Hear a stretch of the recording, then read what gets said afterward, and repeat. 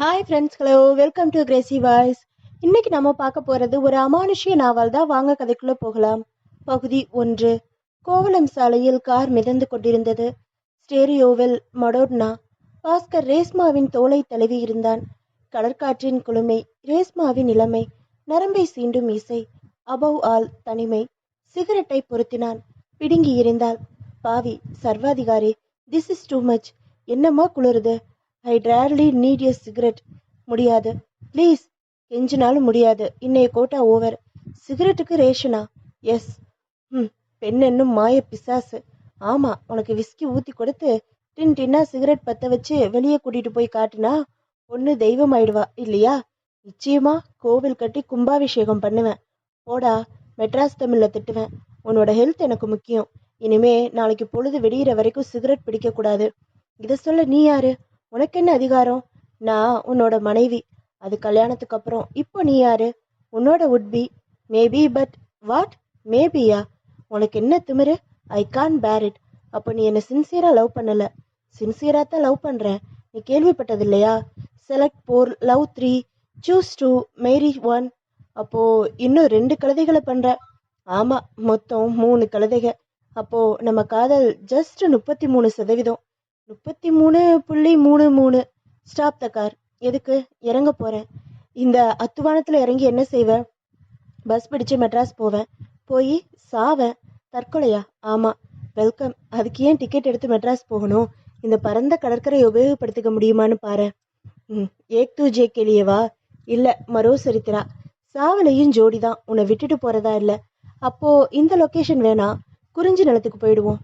மலையும் மலை சார்ந்த இடங்களும். மேல இருந்து குதிக்கலாம். நானும் சந்தோஷமா உன்னை டிராப் பண்ணிட்டு ஏதாவது மரக்கலையை பிடிச்சு மேல வந்துடுவேன். வந்து வந்து ஜிங்கடா ஜிங்கா ஜீபூம்பாதான் அம்சமா ஒரு சிலோன் குட்டியை பிடிச்சு. ச்ச, குட்டியா?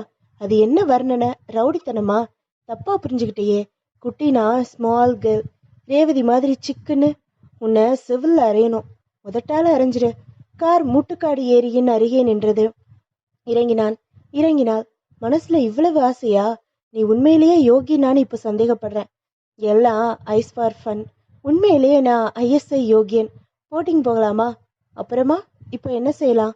ரெஸ்ட், ரிலாக்ஸ்டா உட்காருவோம். Relax may have Charminar. Smoking is sleep prohibited. ஒரு நாளைக்கு இத்தனை சிகரெட் பிடிச்சா 10 வருஷத்துல உனக்கு கேன்சரே வந்துடும். 6லையும் சாவு, 100லையும் சாவு. ஆனா அவஸ்தப்பட்டு சாகக்கூடாதே. வண்டியா அறிவுரையும் அச்சுறுத்தலும். இதுக்காகவாவது நிரந்தரமாவோ தற்காலிகமாவோ சிகரெட்டை நிறுத்தி தான் ஆகணும். தனியாகவும் ஜோடியாகவும் குடும்பங்களாகவும் போட்டில் சென்று கொண்டிருந்தவர்களை பார்த்து கொண்டிருந்தார்கள். பாஸ்கர், என்ன? தர்பூசணி வேணும். கார்ல மினரல் வாட்டர் இருக்கு. எனக்கு தர்பூசணி தான் வேணும். ஆல்ரைட். சற்று தள்ளி இருந்த வண்டிக்காரனிடம் வந்தான். இவ்வளவு லேசா துண்டு போட அசாதாரண திறமை வேணும். ஒரு தள்ளு வண்டியையும் அரிவாளையும் மட்டுமே மூலதனமாக வைத்து அவன் பணம் பண்ணி கொண்டிருந்தான். ரேஷ்மா, தர்பூசணி, தேங்க்யூ. கைக்குட்டையில் கையையும் வாயையும் துடைத்து கொண்டாள். அடுத்து என்ன? வெள்ளரி பிஞ்சா? ஏன், கேட்டா வாங்கி தர மாட்டியா? வாங்கி தரத்தானே கேட்குறேன். வேர்க்கடலை. இங்க வந்து போட்டிங் போகாம கரையில உட்காந்து கடல் சாப்பிட்ற முதல் ஜோடி நாம தான் இருப்போம். ஸோ வந்த உடனே கட்டாயம் போட்டிங் போகணும் இல்லை? அப்படி சொல்லல. வந்ததே அதுக்காக. போகலாம். இன்னைக்கு நம்ம இங்க அதிக நேரம் இருக்க போறோம். இப்ப அப்படிதான் சொல்லுவேன். ஈவினிங் ஆனதும் இருட்டுறதுக்குள்ள மெட்ராஸ் போகணும். என் கற்புக்கு பாதுகாப்பு தேவைன்னு சொல்லுவேன். இன்னைக்கு அப்படி சொல்ல மாட்டேன். உனக்கு என்ன ஆச்சு? ஒன்றும் இல்லை. இல்லை, வரும்போது இருந்த உற்சாகம் இப்போ உன்கிட்ட இல்லையே. அவள் மௌனமாய் அவனை ஏறிட்டாள். ஏன் என்னவோ போல இருக்கிற? கொட்டுட்டுமா? பாஸ்கர், எப்பவும் நான் உன்னோட இருப்பேனா? என்ன கேள்வி இது? எனக்கு பயமா இருக்கு. என்ன பயம்? இப்படி மொட்டையா சொல்லி குழப்பாத. எதுக்கு பயம்? யாருக்கு பயப்படுற? எல்லாம் விவரமா சொல்ற. நீ போய் டிக்கெட் எடு. போட்டிங் போகலாம். டைவர்ட் பண்ணாத. இல்ல, போட்டிங் போகும்போது விவரமா பேசலாம். பாஸ்கர் குழப்பத்தின் உச்சியில் இருந்தான். உற்சாகத்தின் மறுபெயர் ரேஷ்மா. வாய் ஓயாமல் புரிந்து தள்ளுகிறவள். என்றுமே இப்படியானதில்லை. துடுப்பு போட துவங்கினான். கொடைக்கானலில் ஒரு எஸ்டேட். அப்பா அம்மாவும் உயிரோடு இல்லை. இது பிஏ ஃபைனல் இயர். ஒருவேளை எக்ஸாம் முடிஞ்சு அவனை பிரிஞ்சு போறோமோ என்று அவன் கேட்கவில்லை.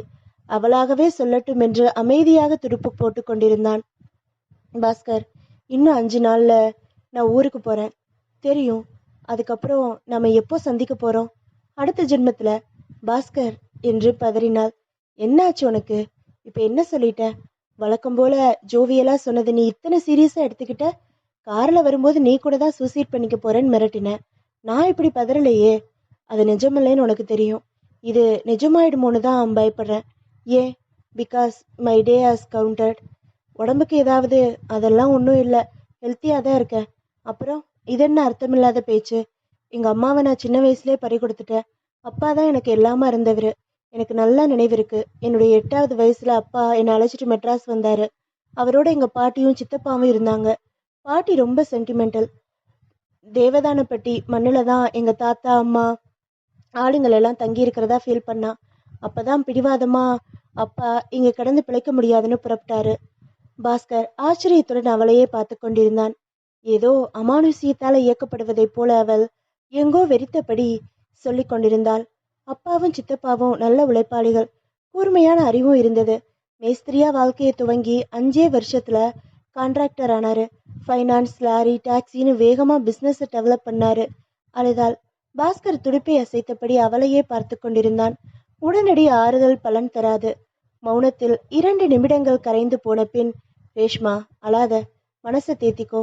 மரணம் மனிதர்களால ஜெயிக்க முடியாத விஷயம். உங்க அப்பா மட்டும்தானா? நாம கூட ஒரு நாள் அதை சந்திச்சே தீரணும். உங்க அப்பா நீ நினைச்சா வருத்தப்பட அவர் நினைவை மட்டும் விட்டுட்டு போகலையே. உனக்கு நல்ல எதிர்காலத்தையும் அமைச்சு கொடுத்துருக்காரு. வைராகியமா இருந்து வேறொரு கல்யாணம் பண்ணாம உன்னை வளர்த்துருக்காரு. He was a model man, இல்லையா? ஆமா, இப்படி வாழணும் இப்படி வளர்க்கணும்னு எல்லாத்துக்குமே தீர்க்கமா ஒரு திட்டம் வச்சிருந்தாரு. ஆனா அதையெல்லாம் முடிக்க முடியாம பாதியில, ஆல்ரைட், முடிவு என்ன சொல்லிட்டா வரும். அதை நாம ஜெயிக்க முடியாதுமா. அப்படியே ஏத்துக்க வேண்டியதுதான். இயற்கையான மரணம்னா நானும் மனசை திடப்படுத்திக்கிட்டு அதை ஏத்துக்கிட்டு இருப்பேன். இது அப்படி இல்லை. தென் எஸ்டேட் பங்களாவில் சிட் அவுட்ல இருந்து விழுந்து இறந்து போயிட்டாரு. ஆக்சிடென்ட்? இல்லை, திட்டமிட்ட சதி. எப்படி சொல்ற? அப்பா இறக்குறதுக்கு முன்னாலேயே தனக்கு ஏற்படுற சில விபரீதமான அனுபவங்களை மேனேஜர் கிட்டையும் சித்தப்பா கிட்டையும் சொல்லியிருக்காரு. இரவுகளில் அவருக்கு அச்சப்படுத்துகிற அனுபவங்கள் ஏற்பட்டிருக்கு. சந்தேகப்படுற நீங்க போலீஸ்க்கு போயிருக்கலாமே. பலன் இல்லை. போலீஸ் கூட எந்த தடையுமும் இல்லை. அவராத்தான் தவறி விழுந்திருக்காருன்னு கேஸை க்ளோஸ் பண்ணிடுச்சு. அப்படியே நடந்திருக்கலாமே. இல்லை, உனக்கு எப்படி தெரியும்? எங்க அப்பா முன்னால தோன்றிய உருவங்கள், அவருக்கு கேட்ட அமானுஷ்ய குரல்கள், இதுக்கெல்லாம் பின்னணியில யாரோ இருக்காங்க. அந்த எக்ஸை தேடி பிடிக்கவோ தண்டிக்கவோ நம்ம சட்டத்துல இடமே இல்லை. வெயிட், ஸோ உங்க அப்பா தனக்கு ஏற்பட்ட விபரீத அனுபவங்கள்னு சொன்னது இப்படி எதிரில் தோன்றிய உருவங்களையும் காதல கேட்ட குரல்களையும் தான், இல்லையா? ஆமா, அது சீசோஃபெர்னியாவா கூட இருக்கலாம். மனச்சிதைவா? எஸ், காதல குரல்கள் கேட்குது, அதோட சிம்டம்ஸ்னு நான் கேள்விப்பட்டிருக்கேன். இல்லை, எங்கள் அப்பா நிச்சயமாக ஒரு மனநோயாளி இல்லை. நமக்கு நெருங்கினவங்களுக்கு இப்படி ஒரு துன்பம் ஏற்பட்டா மனசு அதை நம்ப மறுக்கலாம். இல்லை, நிச்சயமா இல்லை. He was mentally sound. அப்போ அந்த தோற்றங்கள், குரல்களுக்கெல்லாம் என்ன காரணம்? ஏவல். அப்படின்னா துர்தேவதைகளை ஏவி யாரோ செய்கிற தீங்கு. You mean black magic? Yes. Africa காடுகள்லையும் பழைய சைக்காவிலாவையும் இதை நம்புவாங்க. இந்த மாடர்ன் ஏஜ்ல இப்படி ஒரு மூட நம்பிக்கையா? சிரித்தான். இதை நீ நம்புறியா? நிச்சயமா நம்புறேன். அச்சத்தில் ஆழ்ந்திருந்த அவள் முகத்தை பார்த்து அவன் சிரிப்பதை நிறுத்தினான். பகுதி 2. காரில் அவர்கள் சென்னையை நோக்கி திரும்பிக் கொண்டிருந்த போது ரேஷ்மா இறுக்கமான மௌனத்தில் இருந்தாள். நீயும் இப்படி மூட் அவுட் ஆகி ஏன் மூடையும் கெடுப்பேன்னு தெரிஞ்சிருந்தா நாம இப்படி வெளியே வந்திருக்கவே வேணாம். பேசாம வீட்லயே துலாபாரோ வீடியோ போட்டுட்டு உட்கார்ந்துருக்கலாம். பாஸ்கர், நான் எவ்வளோ பெரிய கவலையில இருக்கேன். நீ இப்பவும் உன்னை பத்தி தானே கவலைப்படுற. ரேஷ்மா, நீ சொல்றது எனக்கு உடன்பாடு இல்லை. உனக்கு உடம்பு சரியில்லைன்னு சொல்லியிருந்தா நானும் துடிச்சிருப்பேன். பட் நீ பயப்படுறது இல்லாத ஒரு விஷயத்த நினைச்சு. கடவுளையே நம்பாத என்ன சாத்தான நம்புன்னு நீ சொல்றது எவ்வளோ பெரிய தமாஷ். ஷிட், என் தலையெழுத்து என்னோட முடிய போகுது. உன்கிட்ட சொன்னது தப்புதான். பாஸ்கர் ஒரு கையால் டேஷ்போர்டில் இருந்து சிகரெட் பாக்கெட்டை எடுத்தான். சிகரெட்டை உருவி பொருத்தி கொண்டான். லைட்டரை கிளக்கினான். டியர், நீ ரொம்ப பயப்படுற. ஓகே, நீ நினைக்கிற மாதிரி மறைமுக சக்திகளாலேயோ அல்லது மனித சக்திகளாலேயோ உனக்கு ஆபத்து ஏற்பட வாய்ப்பு இருக்கு. ஏன்னா யூ ஆர் எ மில்லியனர். நீ பயப்படவே வேணாம். I am with you. நீ என்னைக்கு புறப்படுற? Coming Monday. ஓகே, உன் கூட நானும் வர்றேன். நீயுமா? என்ன திடுதுப்புன்னு நான் எப்படி உன்னை கூட கூட்டிட்டு போறது? சரி, என் கழுத்துல ஒரு தாலி கட்டி கூட்டிட்டு போ. Don't be chilli. ஏதோ மெட்ராஸ்ல டிசிஸை முடிச்சுட்டு வருவாள்னு நினைச்சா இவ இப்படி எவனையோ கூட்டிட்டு வந்துட்டாளேன்னு எல்லாரும் பேசுவாங்க. அதனால நான் போனதுக்கு அப்புறம் 2 நாள் இடைவெளி விட்டு நீ அங்க வா. ஆல்ரைட், அப்போ மட்டும் பேச மாட்டாங்களா? அதுக்கு ஒரு யோசனை. நீ என்னோட ஃப்ரெண்டு சகுந்தலாவோட அண்ணனா அங்க வர்ற. சகுந்தலா யாரு? உன் தங்கச்சி. தங்கச்சி உன் கிளாஸ்மேட்டா? கற்பனை மேட். ஓகே. மெட்ராஸ்ல வந்து டெவலப் ஆன உங்க அப்பா எப்போ உங்க ஊருக்கு திரும்பினாரு? எங்க ஊருக்கு போகல. கொடைக்கானல் ஹில்ஸ் மேல இருக்கிற மூஞ்சிக்கல்ல ஒரு எஸ்டேட்டை வாங்கினாரு. அதுக்காக மெட்ராஸ்ல இருக்கிற அசைட் எல்லாம் வித்து பணம் புரட்டினாரு. அப்பவே சித்தப்பா இதுக்கு குறுக்க நின்னாரு. பழக்கமில்லாத தொழில் வேணாம், நம்ம மெட்ராஸ்லயே இருந்து பிசினஸ் எல்லாம் கண்டினியூ பண்ணலாம்னு சொன்னாரு. அப்பா தான் பிடிவாதமா நின்னாரு. அப்புறம் அண்ணன் பேச்ச மீறாம சித்தப்பா அடங்கி போயிட்டாரு. ஐசி, சொத்து முழுக்க உங்க அப்பா பேர்ல தானே? இல்ல, எல்லாமே ஜாயிண்ட் ப்ராப்பர்ட்டிஸ். அப்பாவுக்கும் சித்தப்பாவுக்கும் சம உரிமை. அது ஏன் அப்படி? இண்டிவிஜுவலா வாங்கியிருக்கலாமே. அவங்க ராமலட்சுமண சகோதரர்கள். தலைமுறை தலைமுறையா உறவுகள் விலகாம இருக்கணுங்கிறது அவங்க விருப்பம். இப்போ உங்க எஸ்டேட்டும் அப்படித்தானா? ஆமா. உங்க சித்தப்பாவுக்கு எத்தனை பிள்ளைகள்? 3 பையன்கள். பெரியவன் +1 படிக்கிறான். பாஸ்கர் செயினாக இன்னொரு சிகரெட்டை பற்ற வைத்துக் கொண்டான். சப்போஸ் உனக்கு ஏதாவது ஒன்று ஆயிடுச்சுன்னா சொத்து முழுக்க உங்க சித்தப்பாவுக்கு தான் போய் சேரும் இல்லையா? ஆமாம் பாஸ்கர். ஏன் இப்படி கேட்குற? ஜஸ்ட் தெரிஞ்சுக்கதான். நீ எங்க சித்தப்பாவை சந்தேகப்படுறியா? இல்ல, இதுக்குள்ள நான் யாரையும் சந்தேகப்பட மாட்டேன். அடையார் டெர்மினலை கடந்தான். ஓகே, என்னைக்கு புறப்படுற? மண்டே. வைகையில ரிசர்வ் பண்ணியிருக்கேன். நான் 2 நாள் கழிச்சு வர்றேன். அந்த 2 நாள்ல உனக்கு ஏதாவது? நீ வருவேங்கிற நம்பிக்கையில நான் மேனேஜ் பண்ணிக்கிறேன். ஒரு யோசனை. என்ன? நீ போன உடனே போலீஸ்க்கு விஷயத்த சொல்லி செக்யூரிட்டி கேட்கலாம். போலீஸ் உன்னை விட மோசம். அவங்க தான் சுலபமா எங்க அப்பா சாவையே விபத்துன்னு சொல்லிட்டாங்களே. எனக்கு ஆபத்துன்னு சொன்னா நம்பவா போறாங்க? நிச்சயமா நம்புவாங்க. லட்சக்கணக்கான பணத்துக்கு வாரிசான ஒரு பொண்ணுக்கு ஆபத்து வரும்னு அவங்களுக்கும் தெரியும். பிளாக் மேஜிக் பத்தின உன் நம்பிக்கைகளை ஒதுக்கிட்டு உனக்கு மறைமுக எதிரிகள் இருக்காங்க, அவங்களால ஆபத்து ஏற்படலாங்கிற அச்சத்தை சொல்லு. செட்டன்லி அவங்க கவனிச்சுப்பாங்க. என் பின்னால ஒரு போலீஸ் படையை அனுப்புவாங்களா? இந்த குதர்க்க வேணாம். They will arrange some security. Police ஸ்டேஷனுக்கும் எங்க எஸ்டேட் பங்களாவுக்கும் இடையில ஏகப்பட்ட தூரம் இருக்கு. அவங்க எனக்குன்னு தனியா என்ன ஏற்பாடு பண்ணிடுவாங்க. வேணும்னா எனக்கு ஏதாவது ஆன பிறகு இன்வெஸ்டிகேட் பண்ண முயற்சிப்பாங்க. That's all. Don't be silly. அந்த 2 நாட்களுக்குள்ள போலீஸோட பார்வவும் மேல இருக்கட்டும். அப்புறம் நான் உன்னோட இருப்பேன். பாஸ்கர் எடுத்த எடுப்பில் நான் போலீஸ்க்கு போனா அது அனாவசிய பரபரப்பை உண்டாக்கும். ஆகாது. அவ்வளவு டைரக்டா அவங்க ஒரு சீன் கிரியேட் பண்ண மாட்டாங்க. இன்ஸ்பெக்டர் மாணிக்கராஜ் அவளை வியப்புடன் பார்த்தார். ரேஷ்மாவா? ஆமா சார். எப்பம்மா வந்த? இப்பதான். அவள் தலை கலைந்திருந்தது, முகம் கலைந்திருந்தது. 2 கைகளிலும் பெட்டிகள் இருந்தன. இன்னும் வீட்டுக்கு போகலையா? நேரா ஸ்டேஷனுக்கு தான் வர்ற. ஜேர்னில எதுவும் பிரச்சனையா? பிரச்சனையெல்லாம் இனிமேதான். ஏன் ஸ்டடீஸ் முடிஞ்சது. இனிமே நான் இங்க தான் இருப்பேன். எனக்கு செக்யூரிட்டி வேணும். சிரித்தார். இந்த ஊர்ல உனக்கு போலீஸ் செக்யூரிட்டி அவசியமா? அவசியங்கிறதால அவசியங்கிறதால தான் நானே நேர்ல ஸ்டேஷனுக்கு வந்திருக்கேன். உங்க அப்பா சித்தப்பா பெண்களுக்கு இருக்கிற செல்வாக்கு உலகறிஞ்ச விஷயம். இங்க உனக்கு என்ன ஆபத்து வந்துடும்? நீங்க சொல்ற செல்வாக்கு எங்க அப்பாவையே காப்பாத்தலையே. புவர்கள், நீ ஏதோ பிரமையில இருக்கிற. உங்க அப்பா இறந்தது ஒரு விபத்துல. எனக்கும் அப்படி ஒரு விபத்து ஏற்படலாம்.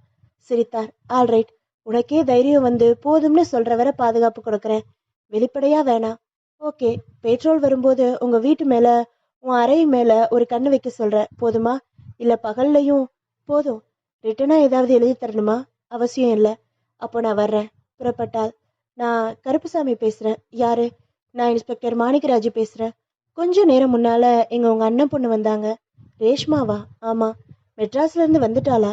இன்னும் வீட்டுக்கு வரலையே. நேரா ஸ்டேஷனுக்கு வந்திருக்கணும். அங்க என்ன வேலை? செக்யூரிட்டி கேட்டிருக்காங்க. அப்படியா? கருப்புசாமி நெற்றியை தேய்த்து கொண்டார். நான் அவளுக்கு செக்யூரிட்டி தர்றேன்னு சொல்லிட்டேன். நல்லது. அவ பயப்படும் போது பாதுகாப்பு கொடுக்கறது தான் நல்லது. இந்த ஊர்ல உங்க குடும்பத்துக்கு இருக்கிற செல்வாக்குக்கு எங்க உதவியே தேவையில்லையே. நிஜம்தான்.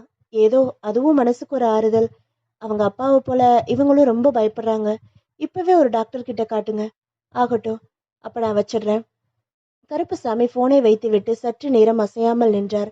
பிறகு, காமாட்சி. கூப்பிட்ட குரலுக்கு காமாட்சி சற்று தாமதமாகத்தான் வந்தாள்.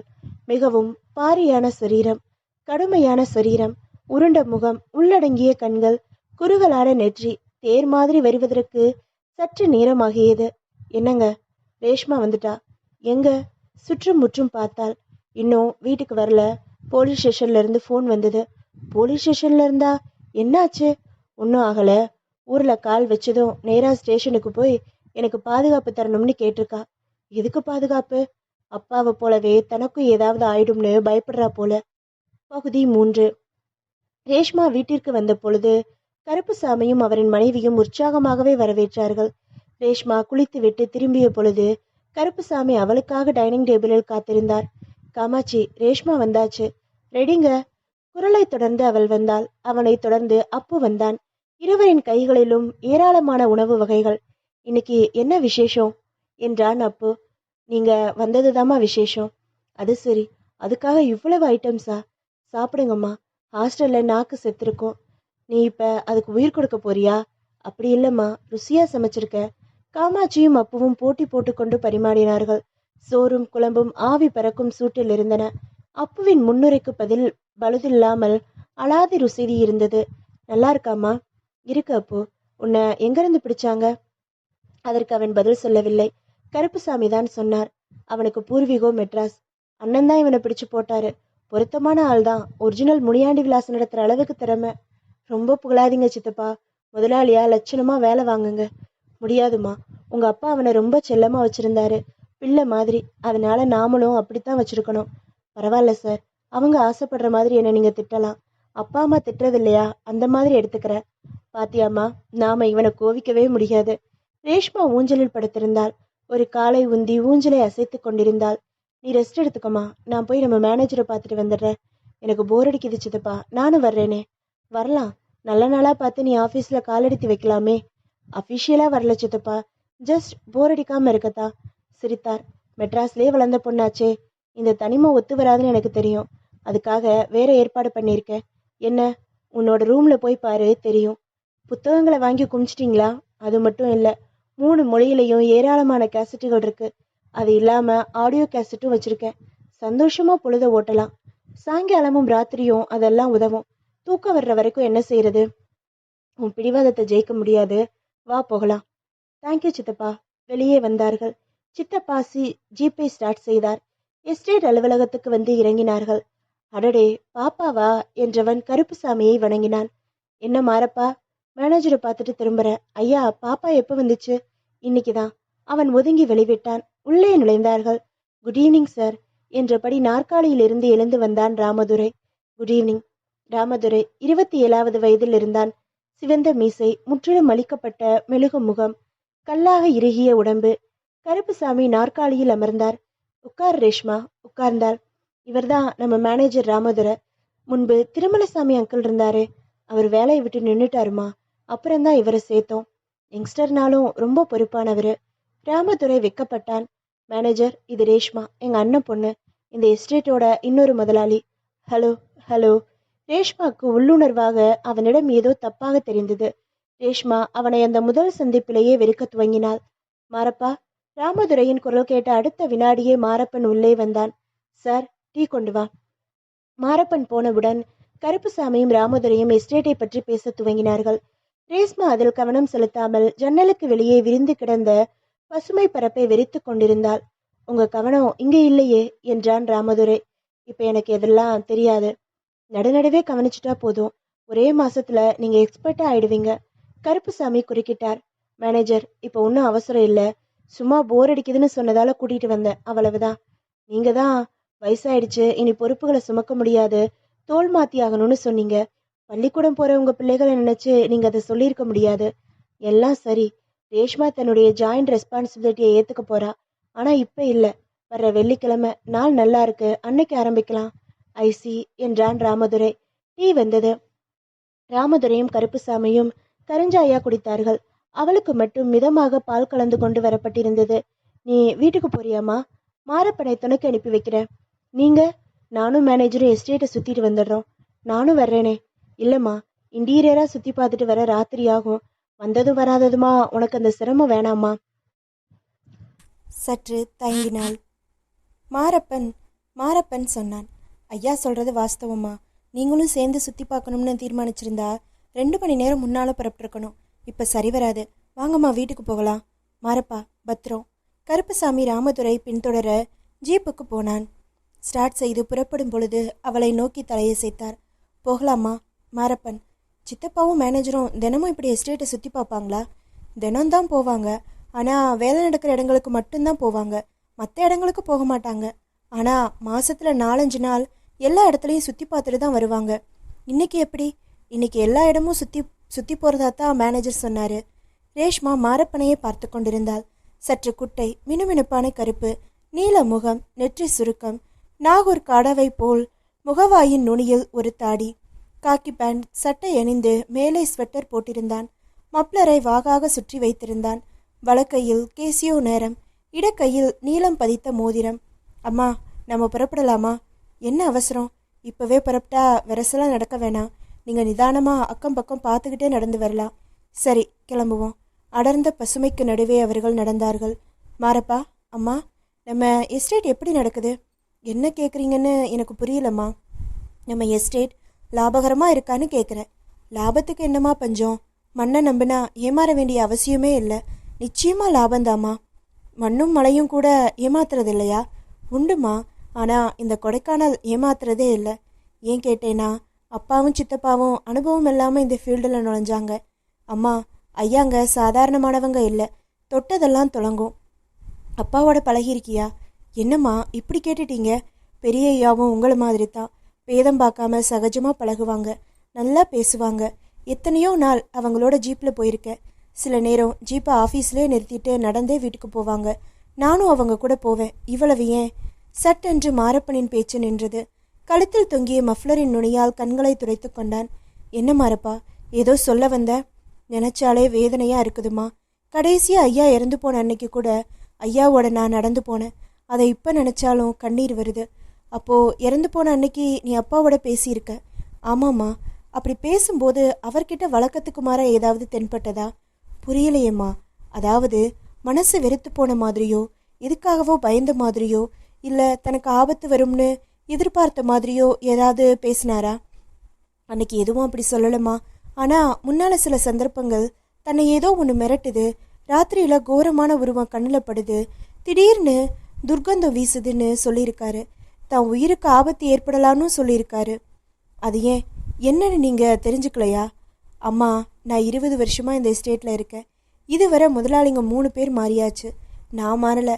எனக்கு தெரிஞ்சவரை உங்கள் எஸ்டேட் பங்களாவில் காத்துக்கருப்பு தொந்தரவெல்லாம் கிடையாது. அப்போது எங்கள் அப்பாவுக்கு ஏதாவது மனக்கோளாரா?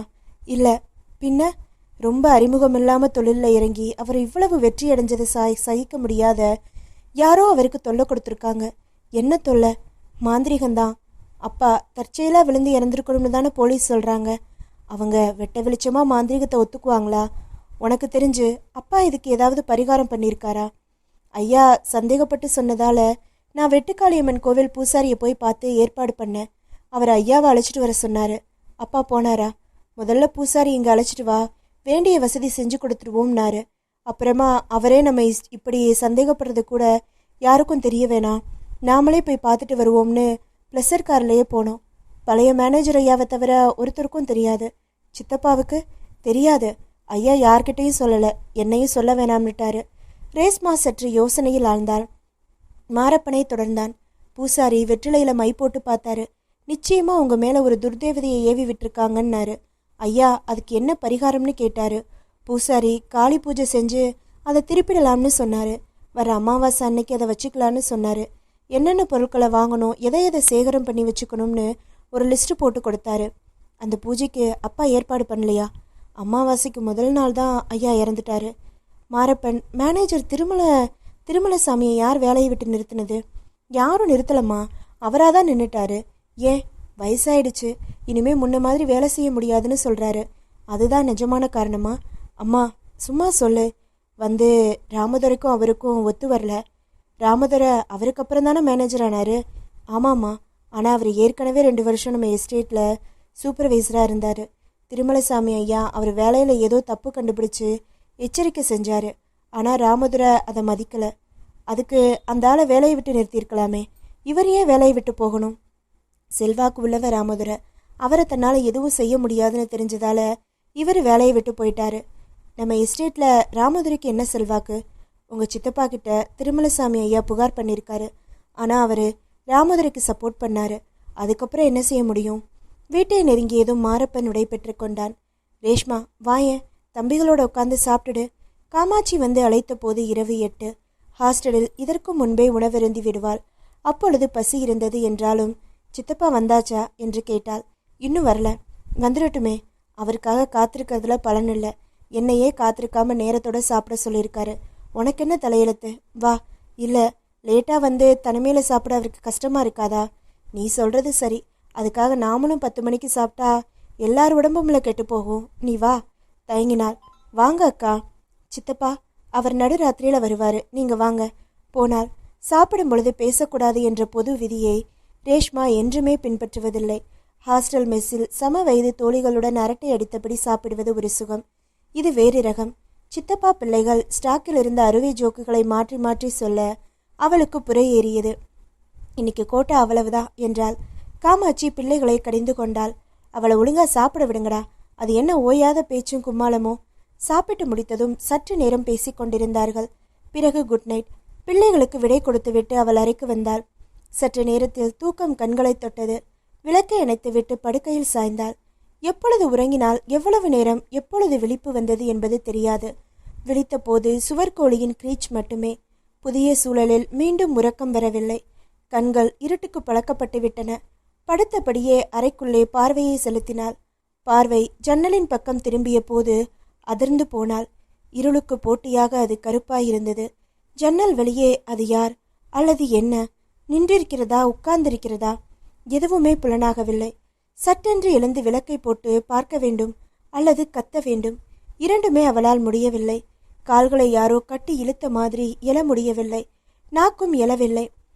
அத்தனை பயத்திலும் அவள் பார்வையை திருப்பாமல் அதையே பார்த்து கொண்டிருந்தாள். அது மெல்ல கைகளை உள்ளே நீட்டியது. யா யா யாரது? அதுவரை அவளை கட்டி போட்டிருந்த பயமே அப்பொழுது அவளை துள்ளி எழ செய்தது. அப்படியே சுவரை ஒட்டி நடந்து சுவிட்சை அழுத்தினாள். விளக்கின் ஒளியில் ஜன்னலை பார்த்தாள். அங்கே யாரும் இல்லை. நெருக்கமாக கம்பி வலை அமைக்கப்பட்டிருந்த அந்த ஜன்னலுக்கு வெளியே மரங்கள் அசைவது தெரிந்தது. வேறெந்த சலனமும் இல்லை. தயக்கத்துடன் ஜன்னலை நோக்கி நடந்தாள். வேகமாக திரைச்சீலையை இழுத்து ஜன்னலை மூடினாள். திரும்பினாள். எல்லாம் பிரம்மதானா? இல்ல, நிச்சயம் இல்லை. விளக்கை அணைத்துவிட்டு படுக்கும் துணிவின்றி அப்படியே படுக்கையில் விழுந்தாள். மாரப்பன் சொன்னவை நினைவுக்கு வந்தன. பூஜை போட வேண்டுமென்ற தீர்மானத்தை நிறைவேற்றுவதற்குரிய கால அவகாசம் கூட கிடைக்காமல் இருந்து போன அப்பாவை போல தனக்கும் ஏதேனும் நேரலாம். இனி ஒரு நாளும் தாமதிக்க கூடாது. இன்னும் ஒரு நாள் போனா பாஸ்கர் வந்துடுவான். அவன்கிட்ட சொன்னா நிச்சயம் நம்ப மாட்டான், கேலி செய்வான். ஆனா அவள் பயத்தை போக்குவான், ஆறுதல் சொல்வான். புரண்டு புரண்டு படுத்தாள். தூக்கமே வரவில்லை. மறுநாள் கண் விழித்த போது அவள் தீர்மானித்தாள், பூசாரியை போய் பார்க்கணும். அதுக்கு மாரப்பனோட உதவி தேவை. திருமலை சாமியையும் போய் பார்க்கணும். விஸ்வாசமும் திறமையும் நிறைஞ்ச அவர் வேலையை விட்டு விலகி செல்ல என்ன காரணங்கிறத, ராமதுரையோட கேரக்டர் எப்படிங்கிறதையும் அவரால் தான் விளக்க முடியும். திருமலசாமியின் வீட்டுக்கு போன போது அவர் சராசரி படித்த கிழவராகி லட்சணமாகி ஹிந்துவின் மீது கண்ணாடியையும் கண்களையும் வைத்திருந்தார். Good morning uncle. நிமிர்ந்தார். 5 வினாடிகள் பார்த்தார். ரேஷ்மாவா? ஆமா அங்கிள். வா வா. அனிச்சையாக அவருடைய கை சுட்டி காட்டியது. சோஃபாவில் உட்கார்ந்தாள். எப்பமா வந்த? 2 நாள் ஆச்சு. சொல்லியிருந்தா நான் வீட்டுக்கு வந்து உன்னை பார்த்துருப்பேனே. அப்படி சொல்லி அனுப்ப நீங்கள் எங்கள் மேனேஜர் இல்லையே. வேலையிலிருந்து விலகிட்டாலும் உங்கள் குடும்பத்துக்கு விஸ்வாசம் உண்ணவம்மா. நீ ஒரு வார்த்தை சொல்லியிருந்தா நான் ஓடி வந்திருப்பேன். அங்கிள், இவ்வளவு விசுவாசமான நீங்கள் வேலையிலிருந்தே உங்கள் விசுவாசத்தை நிரூபிச்சிருக்கணும்.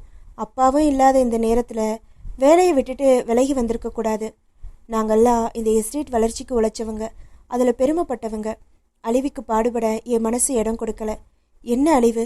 சட்ட விரோதமான விஷயங்கள் எல்லாம் இங்கே நடக்க ஆரம்பிச்சிட்டது. அதை என்னால் தடுத்து நிறுத்த முடியாதப்போ அதிலிருந்து விலகி போகிறது தானே சரி. எனக்கு புரியல. விவரமாக சொல்கிறேன். ராமதுரை உனக்கு தெரியுமா? நேற்று தான் அறிமுகமானார். திருமலை பேப்பரை மடித்து பக்கத்தில் வைத்தார். கண்ணாடியை கலற்றி வைத்தார். ராமதுரை முந்தி இங்கே சூப்பர்வைசராக தான் இருந்தான். ஆரம்பத்தில் ரொம்ப சின்சியராகவும் அடக்கமாகவும் இருந்தான். நான் கூட அவன் மேலே ரொம்ப நம்பிக்கை வச்சுருந்தேன். உங்கள் அப்பா கூட அடிக்கடி சொல்வார், அவன் பொறுப்பில் இருக்கிற இடங்களையெல்லாம் நாம் செக் பண்ண வேண்டிய அவசியமே இல்லைம்பாரு. எனக்கும் கூட அப்படி ஒரு அபிப்பிராயம் இருந்தது. ஆனால் ஏராளமாக சம்பாதிக்கிற வாய்ப்புள்ள இந்த எஸ்டேட்டில் யாருக்கு வேணும்னாலும் எப்போ வேணும்னாலும் டெம்டேஷன் ஏற்படலாங்கிறது என் எண்ணம். அதனால் என் வேலையில் நான் அசட்டையாக இருந்ததில்லை. அதனால தான் நான் ராமதுரையை மேற்பார்வை செஞ்ச பகுதிகளையும் போய் பார்த்தேன். காற்றில் வந்த அந்த வித்தியாசமான வாசனை என்னை ஆச்சரியப்பட வச்சது. ஜீப்பை விட்டுட்டு நடந்து உள் பகுதிக்குள்ளே போனேன்.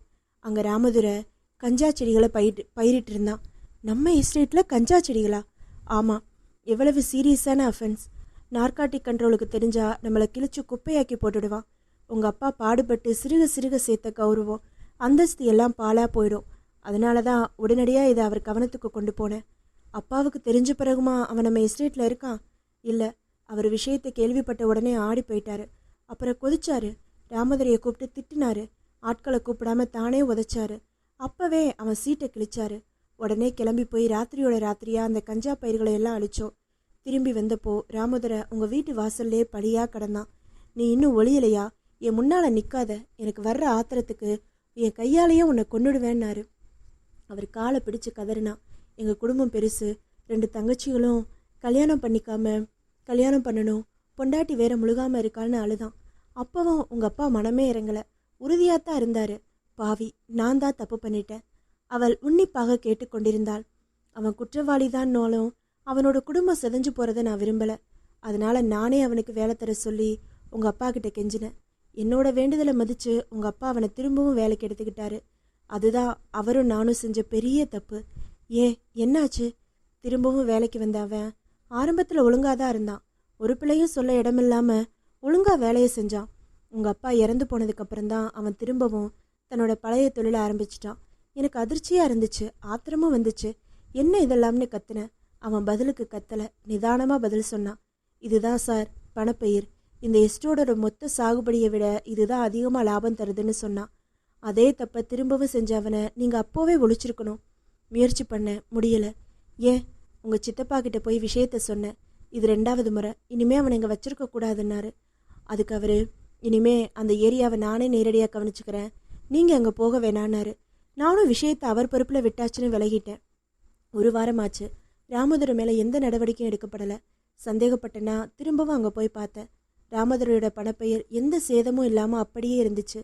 திரும்பவும் உங்கள் சித்தப்பா கிட்ட போனேன், விஷயத்த சொன்னேன். அதுக்கு அவர், அந்த ஏரியாவை நானே பார்த்துக்கிறேன், நீ அங்கே போக வேணாம்னு ஏற்கவே சொல்லியிருக்கேன்னு சொன்னார். சித்தப்பாவா அப்படி? ஆமாம்மா. என்னால் நம்பவே முடியலை. நீ பாச கண்ணோட்டத்தோடு பார்க்குற, நான் அனுபவ கண் கொண்டு அதை பார்த்ததை சொல்கிறேன். அவர் எங்கள் அப்பாவோட நிழலில் வளர்ந்தவர், ஆனால் குணாதிசயத்தில் வேறுபட்டவர். 2 பேரும் எதிரெதிர் துருவங்கள். அது சரி, நீ வந்தது உங்கள் சித்தப்பாவுக்கு தெரியுமா? தெரியாது. அதான பார்த்தேன். தெரிஞ்சிருந்தா என் மேலே போலி குற்றச்சாட்டுகளை சுமத்தி இருப்பார். உன்னை இங்கே வர அனுமதிச்சிருக்க மாட்டார். உங்களுக்கு மாரப்பனை தெரியுமா? மேஸ்திரி மாரப்பன் தானே? நல்ல பையன். அப்பா ஏதோ துர்மந்திரவாதிகளுக்கு பயந்ததாகவும் ஒரு பூஜை நடத்த திட்டமிட்டிருந்ததாகவும் அவன் சொன்னான். அது எனக்கும் தெரியும். ஆனால் அந்த பூஜைக்கு குறிப்பிட்ட நாளுக்கு முன்னாலேயே உங்கள் அப்பா இறந்துட்டாரு. நேற்று எனக்கும் ஒரு மோசமான அனுபவம் ஏற்பட்டது. என்ன? நேற்று ராத்திரி திடீர்னு விழிப்பு வந்து பார்த்தப்போ ஜன்னலில் ஏதோ ஒரு உருவத்தை பார்த்தேன். சுதாரிச்சு லைட்டை போட்டு பார்த்தப்போ அங்கே யாருமே இல்லை. சிரித்தார். ராத்திரி நேரம், நீயோ தூக்கத்திலிருந்து விழிச்சிருக்க. அந்த நேரத்தில் இருட்டில் தெரிய எந்த உருவமும் அச்சுறுத்தும். அவசரப்பட்டு ஒரு முடிவுக்கு வராத. எனக்கு ஒரு யோசனை தோணுது. நீ போலீஸை காண்டாக்ட் பண்ணுறது பெட்டர். நான் வரும்போதே போலீஸில் பாதுகாப்பு கேட்டிருக்கேன். ஆனால் அது என்னை காப்பாற்றும்னு தோணலை. காக்கி சட்டை அமானுஷ்யத்தை நம்புமா? அவங்களால முடிஞ்சதை அவங்க செய்வாங்க. நீங்கள் எனக்கு ஒரு உதவி செய்யணும்.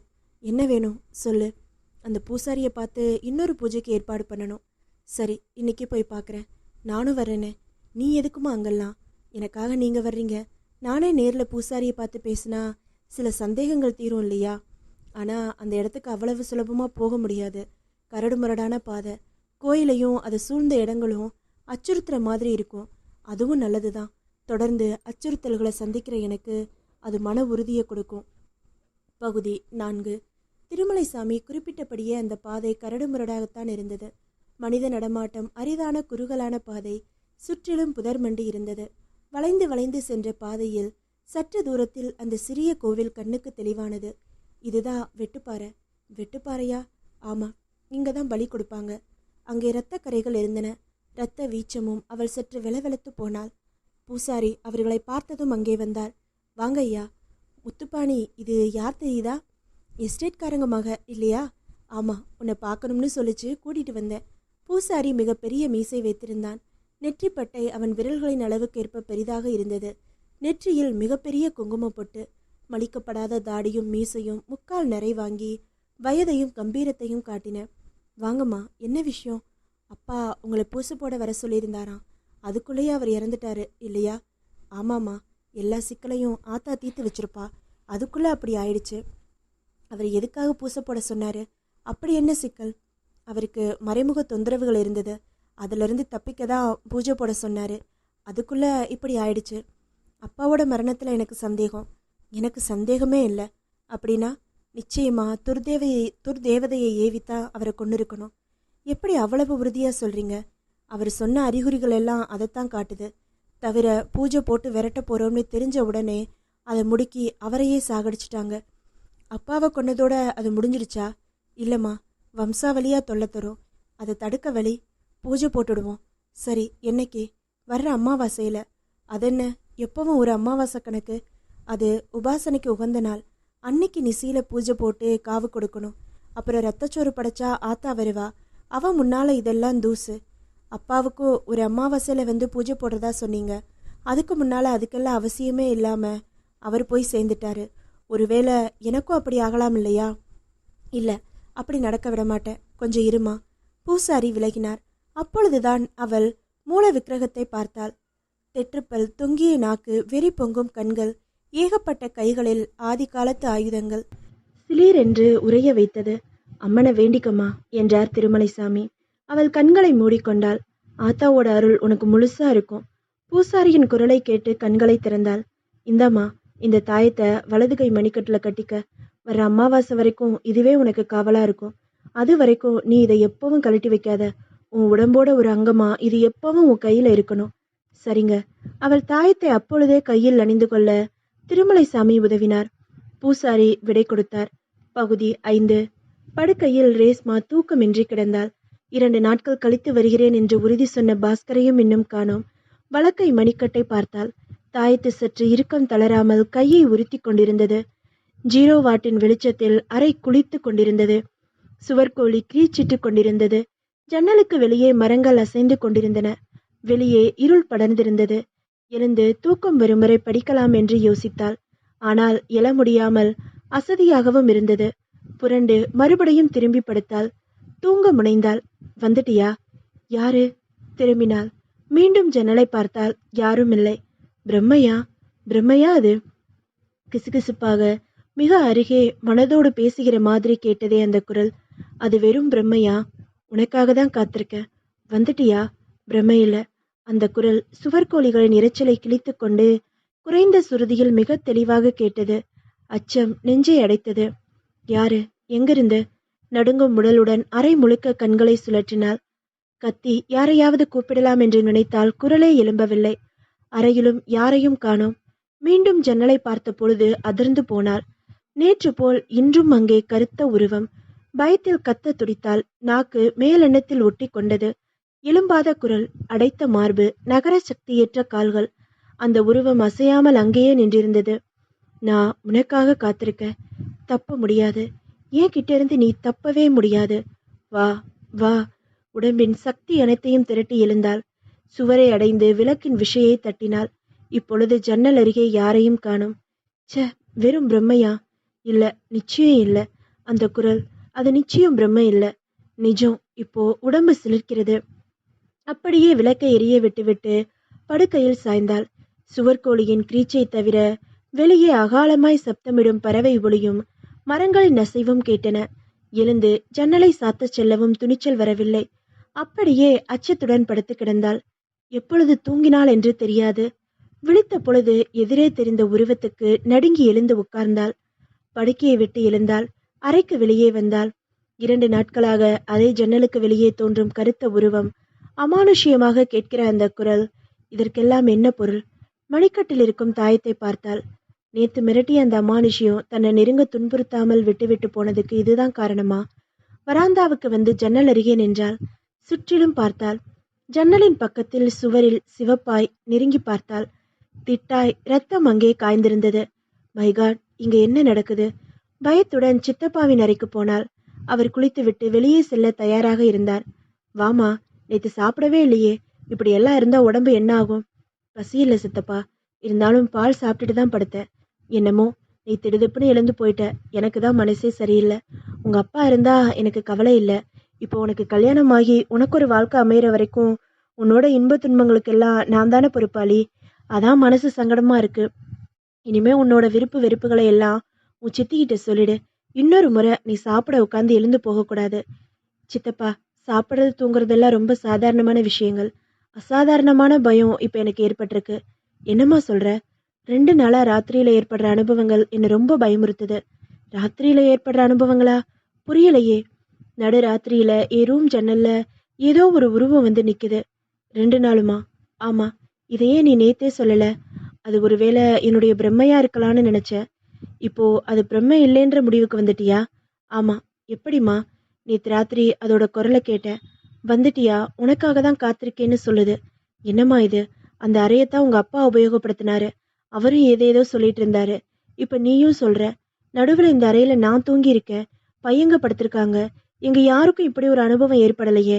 ஆல்ரைட். இத பத்தி நீ என்ன நினைக்கிறேன்னு சொல்லு. உன் திருப்திக்கு நான் நடவடிக்கை எடுக்கிறேன். அப்புறம் காலையில எழுந்து ஜன்னலுக்கு வெளியே போய் பார்த்தேன். சுவத்துல பெரிய இரத்தக்கரை. இரத்தக்கரையா? ஆமா. கருப்புசாமி சற்று ஸ்தம்பித்து போனார். பிறகு எழுந்து கொண்டார். எங்க? எனக்கு காட்டுமா? என்னன்னு பாப்போம். அழைத்துச் சென்றாள். காட்டினாள். சந்தேகத்துடன் அருகே சென்று பார்த்தார். ரத்தம்தான். இப்ப நம்புறீங்களா சித்தப்பா? சற்று யோசித்தார். பிறகு கீரியோ பாம்போ கோழி அடிச்சுட்டு போயிருக்கோம் என்றார். அப்படி இருந்தா தரையிலையும் ரத்தம் இருக்குமே. நான் பார்த்த உருவமும் கேட்ட குரலும் நிச்சயமா பிரம்மை இல்லை. அதற்குள் காமாட்சி எங்கே வந்தாள். வேலைக்காரி இருக்காளா? இல்ல, அவ வீட்டுக்கு போயிட்டா. சரி, வாட்ச்மேனை கூப்பிடு. அழைத்து வரப்பட்டான். கோபால், நேத்து ராத்திரி ரேஷ்மா ரூம் ஜன்னலுக்கு வெளியே சந்தேகக்கடமா யாரோ நின்னாங்களாம். என்னடா இதெல்லாம்?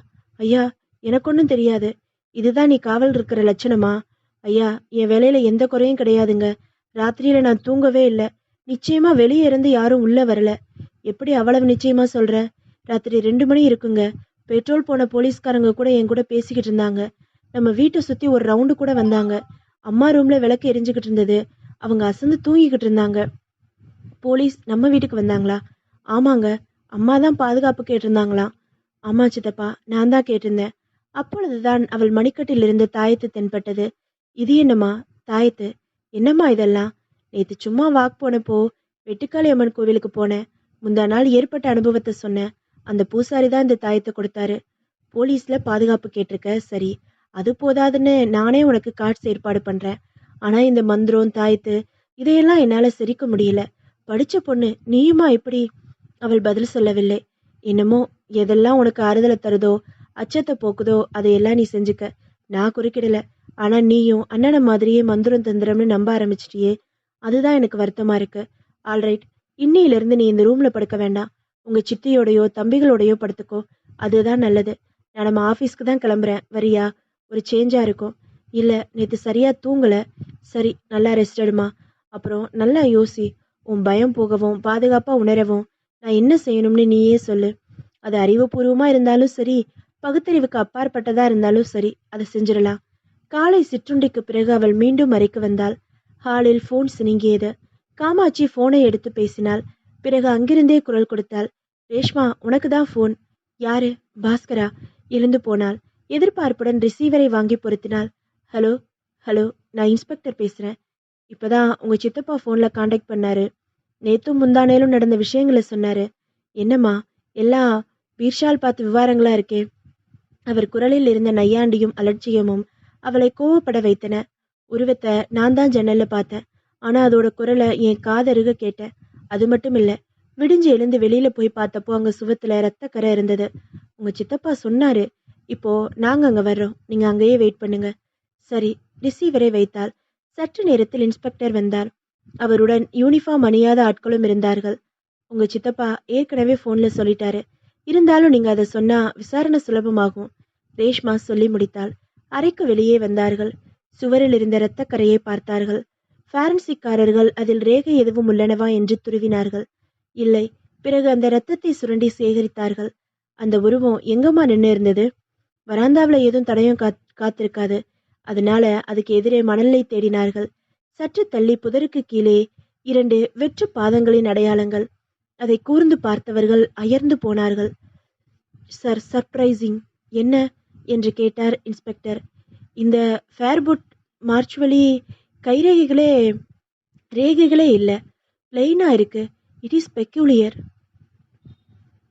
பகுதி 6. ரேஷ்மாவின் இதயம் உச்சத்தில் துடித்தது. ரேகைகளற்ற பாதங்களா? இதுதானே அமானுஷ்யம். இன்ஸ்பெக்டர் ஃபாரன்சிக் ஆட்களை அனுப்பிவிட்டு ரேஷ்மாவின் அறைக்குள் வந்தார். ஃபாரன்சிக் சோதனையில அந்த பிளட்டை பத்தி ரிப்போர்ட் வந்துடும்.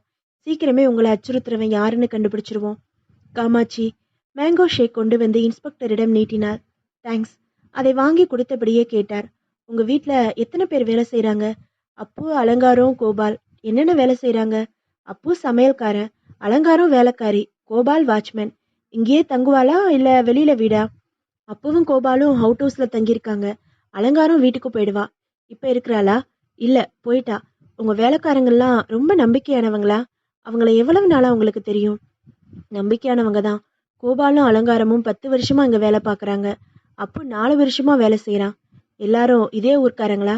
அப்பு மட்டும் மெட்ராஸ்காரன். சரி, கோபாலையும் அப்புவையும் வர சொல்லுங்க. நான் அவங்கள விசாரிக்கணும். அரை மணி நேரத்தில் இன்ஸ்பெக்டரின் விசாரணை முடிந்தது. கோபாலையும் அப்புவையும் திருப்பி அனுப்பினார். ஆல்ரைட், நான் புறப்படுறேன். நீ தைரியமா இருமா, பயப்படாத. ஒரு சின்ன பிரச்சனை சந்தேகனாலும் உடனே எங்களை காண்டாக்ட் பண்ணுங்க. நேர்ல வரணும்னு அவசியம் இல்லை. ஜஸ்ட் ஒரு ஃபோன் போதும். இன்ஸ்பெக்டர் புறப்பட்டார். கருப்பசாமி தன் முன்னே ஒலித்துக் கொண்டிருந்த ரிசீவரை எடுத்தார். ஹலோ, நான் கருப்பசாமி பேசுறேன். என்ன சார், போய் பார்த்தீங்களா? பார்த்துட்டேன். தரோவா சர்ச் பண்ணிட்டேன். அந்த ரத்தக்கரையை சோதனைக்கு அனுப்பியிருக்கேன். எல்லாரையும் விசாரணை பண்ணிட்டேன். உங்க வேலைக்காரங்கெல்லாம் எப்படி? நல்லவங்க தான். அவங்க மேல எனக்கு எந்த சந்தேகமும் இல்லை. வேலைக்காரி அலங்காரம் நான் போனப்போ வீட்டில் இல்லை. அவளை மட்டும்தான் விசாரிக்கணும். ஸ்டேஷனுக்கு வர சொல்லிடுங்க. சரி, எனக்கு ஒரு சந்தேகம், சொல்லுங்க. கேட்கவே மிஸ்டீரியஸா இருக்கு. நாடு 21ஆம் நூற்றாண்டை நோக்கி முன்னேறுது. நாம மூட நம்பிக்கைகளை நோக்கி பின்னால போய்கிட்டு இருக்கோம். படிச்ச பொண்ணு இப்படி பயப்படுறது சொல்றதோ எனக்கு ரொம்ப ஆச்சரியமா இருக்கு. உங்க நிலைமை தான் எனக்கும். ஒரு முக்கியமான விஷயம், அவர் சொல்றத நீங்க நம்பலேங்கிறத வெளிப்படையா சொல்லிடாதீங்க. ஏற்கனவே அவளுக்கு தன்னை யாரும் நம்பலேங்கிற எண்ணம். தான் ஒரு பயங்கரமான ஆபத்தை எதிர்நோக்கி இருக்கும்போது தன்னை நம்பி உதவ யாரும் முன்வரலேன்னு நினைக்கிறா. இல்ல, நான் வெளிப்படையே சொல்லவா? வழக்கம் போல போலீஸை கண்காணிக்க சொல்றேன். அந்த ரத்தம் பத்தின ரிப்போர்ட் வந்ததும் ப்ரொசீட் பண்றேன். மீன் டைம் வீட்டில் அவங்க பயமில்லாம தூங்கவும் நல்லா ஓய்வெடுக்கவும் நீங்க தான் உதவணும். அந்த ஏற்பாடெல்லாம் நான் செஞ்சுட்டேன். நான் உங்களுக்கு கூட இன்ஃபார்ம் பண்ணியிருக்க மாட்டேன். அவளுக்கு தைரியம் வரணுங்கிறதுக்காகவும் ஆறுதல் கிடைக்கணுங்கிறதுக்காகவும் தான் சொன்னேன். அஃப்கோர்ஸ், நல்லதுதான். நான் வச்சிடுறேன். மறுமுனையில் ரிசீவர் வைக்கப்பட்டது. அவரும் ரிசீவரை வைத்துவிட்டு பெருமூச்சொறிந்தார். யாரு, இன்ஸ்பெக்டரா என்று கேட்டான் எதிரில் இருந்த ராமதுரை. ஆமா, இப்போ மேடம் இருக்கிற நிலையில தான் அவங்க அப்பாவும் இருந்தாரு. அதுதான் என்னை பயப்படுத்துது. ஒரு யோசனை சொல்லு. அவங்கள டாக்டர் கிட்ட கூட்டிட்டு போகலாம். பிசிக்கலா அவ நல்லா தான் இருக்கா, பட் மென்டலா டிஸ்டர்ப்ட். சைக்காட்ரிஸ்ட்டை பார்க்க சொல்றியா? ஆமா, பார்க்கலாம். அதுக்கு மதுரைக்கு போகணும், இல்லை மெட்ராஸ். அவசியம் இல்லை. கொடைக்கானல்லே ஒரு டாக்டர் இருக்காரு.